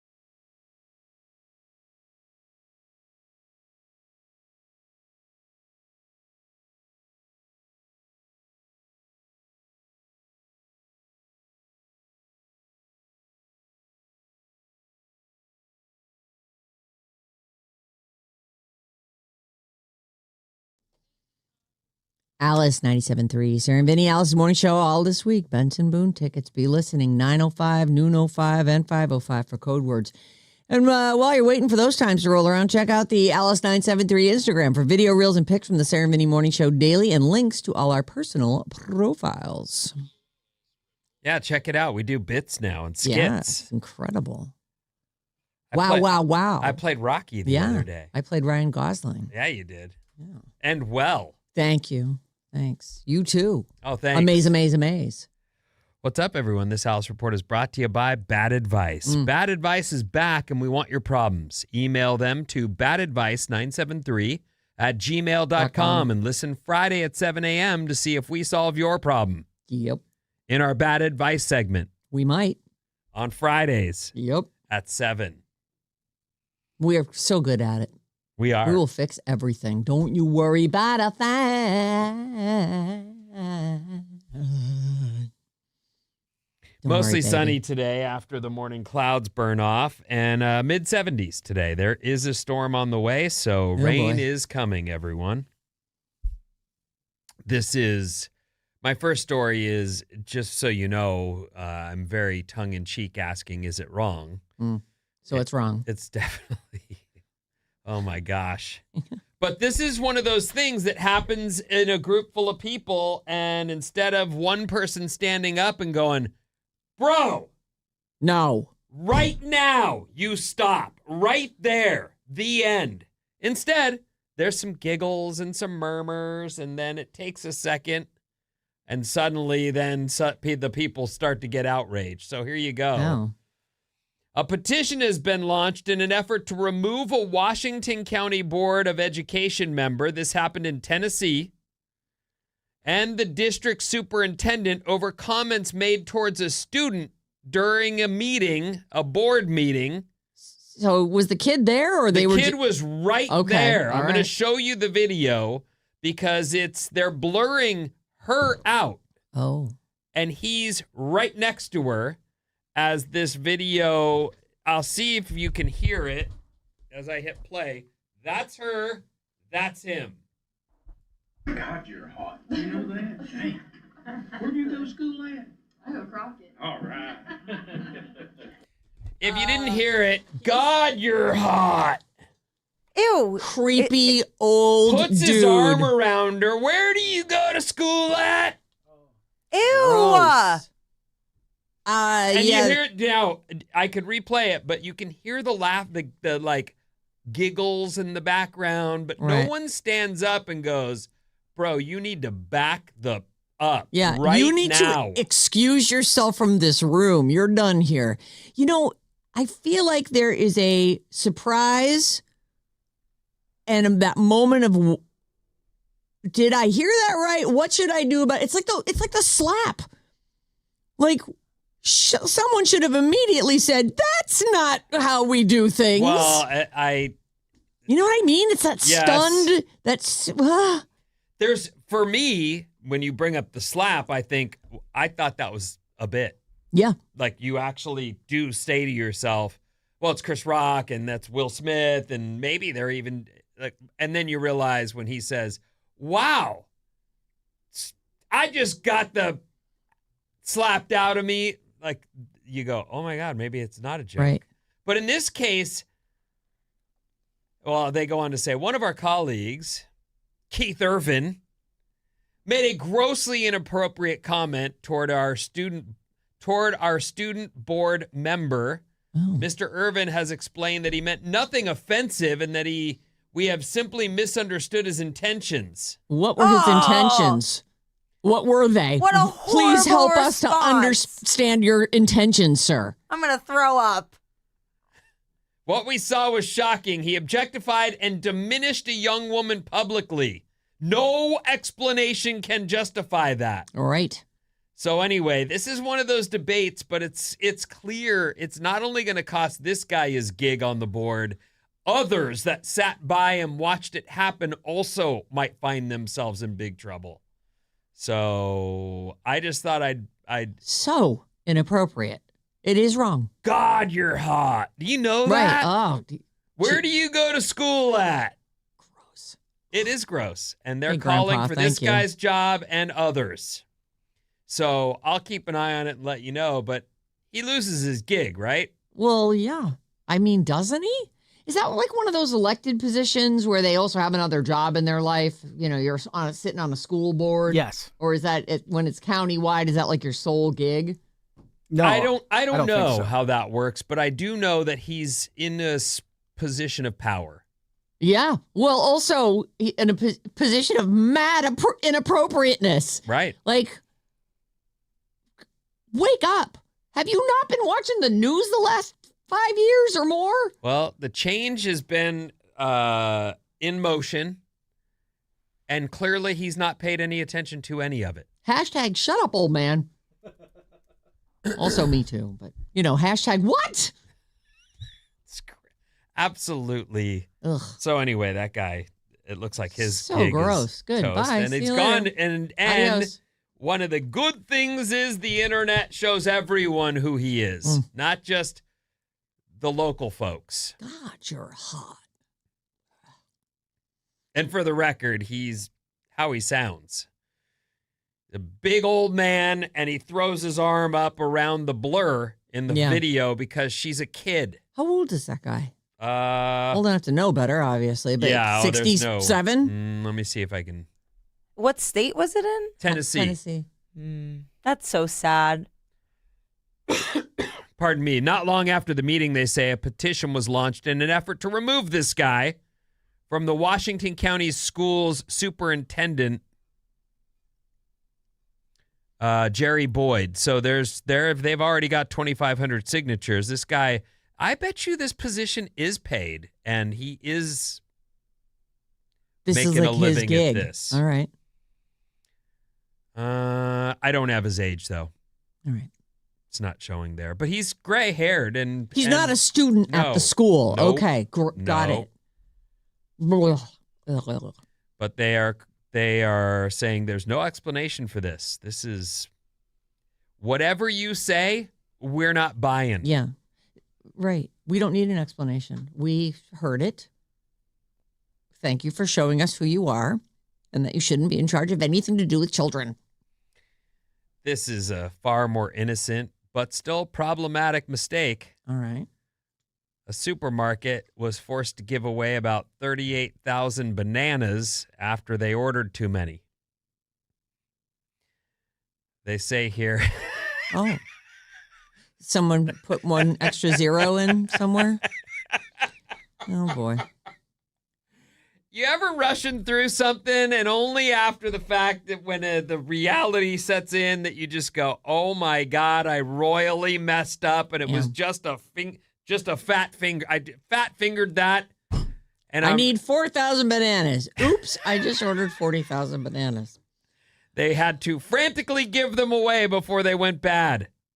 The excess fruit was offered to local schools and community groups. Did they manage to get rid of all of it? Yeah, they save did, it all? but it's Thank just goodness. one of those funny stories where Banana bread for everyone. I was going to say, just save it and make banana bread and sell it. Can't and save it that long. I mean, donate the profits to the school. All right. I do like banana bread, but there's only so much of that you can eat before you start going, okay. Yeah. I need a break from the banana bread. How many bananas are in one loaf of banana bread? 2 to 3. Is that all? Yeah. Yeah. A loaf of banana bread's not nearly big enough. So thousands of loaves of banana bread could be made from I'm sure through the years my mom made that, but you know what I remember eating that was just pumpkin bread around the holidays was like she knew how to make it and I grew up on it, so to me that's the best. I love that. But you like carrot cake too. I do love carrot cake. You don't like pumpkin bread? I don't like carrot cake. I don't like pumpkin bread. I don't like banana bread. Carrot cake? Anybody? Oh, Love. Okay. love. As long as it's got, cream cheese It's frosting. got to on it. have the frosting. That's the problem with No, it. that's the best part. You don't like cream cheese frosting? I do not, my friend. Who broke you? Sarah's first flaw. We found it. Oh, Oh. Vinnie, they just finally found a flaw after all these years. Oh, Bob, you are hysterical. I mean, I think you mean the best. I believe it's time for us to go to Yeah, our let's text do it. line, 800-400-3697. Let's see here. We got a couple. Let's see here. Not a lot, but somebody was talking about the board members on school boards. They're paid from the 408. Yeah, I yeah, bet but you is this... it like a solo gig? I knew people who were on the school board, but they were just people in the, elected to those positions and, Yeah. met twice a month. Yeah, or I don't whatever. know. I don't know either. for sure, but I certainly fire him. Well, and Either way. somebody's saying 3 to 4 bananas for banana bread from Oh, the 408. geez. Oh, not in my recipe, but mine's not too sweet. I also use honey instead of real sugar or fake sugar. You put nuts and chocolate chips in Chocolate it? chips, for sure. Yeah. That is a bone of contention in all sorts of stuff is the nuts. Nuts, Yeah. the chocolate chips. Whether it's in cookies or... I like it. Christina will tell you, they're like speed bumps. I don't want them. Speed bumps. That's funny. I want nuts nuts are in speed everything bumps. and no chocolate chips in anything. You're crazy. I made a loaf and of no banana bananas. bread. I And made no a loaf of banana bread on Sunday, and we ate the whole thing Oh, in wow. one right night. there. Yeah, Good. it was amazing. How is Susan's leg? He's good. He got his bandage off. Is he walking? No, he can't walk for a long time. So he's Oh. crutching. Yes, he's got this brace thing on it that keeps it perfectly straight. Oh. Oh, so Oh. he's not bending it at all. No, only when he does his exercises. And is that Oh. a thing where they put his leg in it and it makes it move? I had a friend who went through surgery, and what they gave him for the recovery was because you won't do it yourself. It's like a robot leg mover. Oh. And so he'd put his leg in it, and it would push his knee up for him because the rehab had to happen and it had to get mobile. And most people go, that hurts too much. No. So he had to put it in that, and then it moves for him. And So he'd be screaming, but the thing's doing all the work. Oh. The next day, a little further. Ah! yeah, exactly right. No, he's got to do it himself because your muscles are atrophying with not using them, so you have to work it out. Oof. I know, it sucks. Bob, you get to pick. You want to do how old's that guy or when did that happen? When did that happen? All right. I always feel like I learn a little something. Me too. Whitesnake releases their self-titled... Oh, by the way, Maddie comes into this with 1 point. Whitesnake released their self-titled 7th album featuring Here I Go Again and Is This Love. Is that the one that has In the Still of the Night on it too? Or is that I was before never a that? Whitesnake fan. I dated a girl that loved them, and that even made it worse for me. They released their self-titled 7th album. When did that happen, Bob? So rude.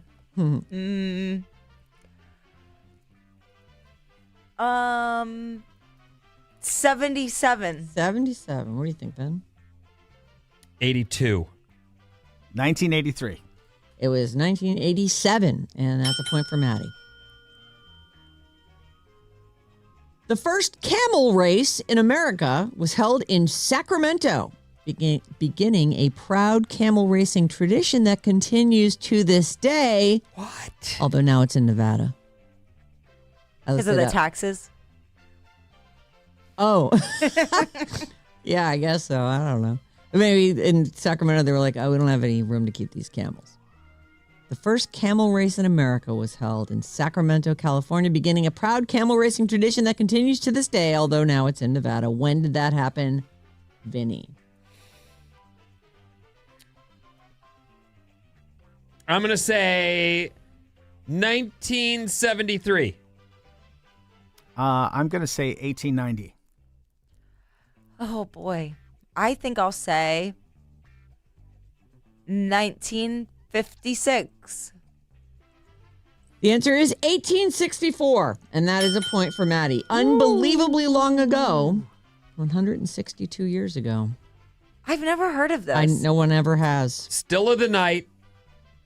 Is This Love? Here I Go Again. What an album. On that album that Yeah. you mentioned. That's That was a great big album. That was like the album that put them on the map. I don't even remember ever hearing of Whitesnake before that. The year before that on the list of essentials for Whitesnake was the Slide It In album. Oh, yeah, I love that. Yes, Yeah. Slide it in. I do know that song. David Coverdale. Yeah. Slow and Easy also on that album. Yeah, that's right. Yeah. Oh, good. Look at that. Spit It Out.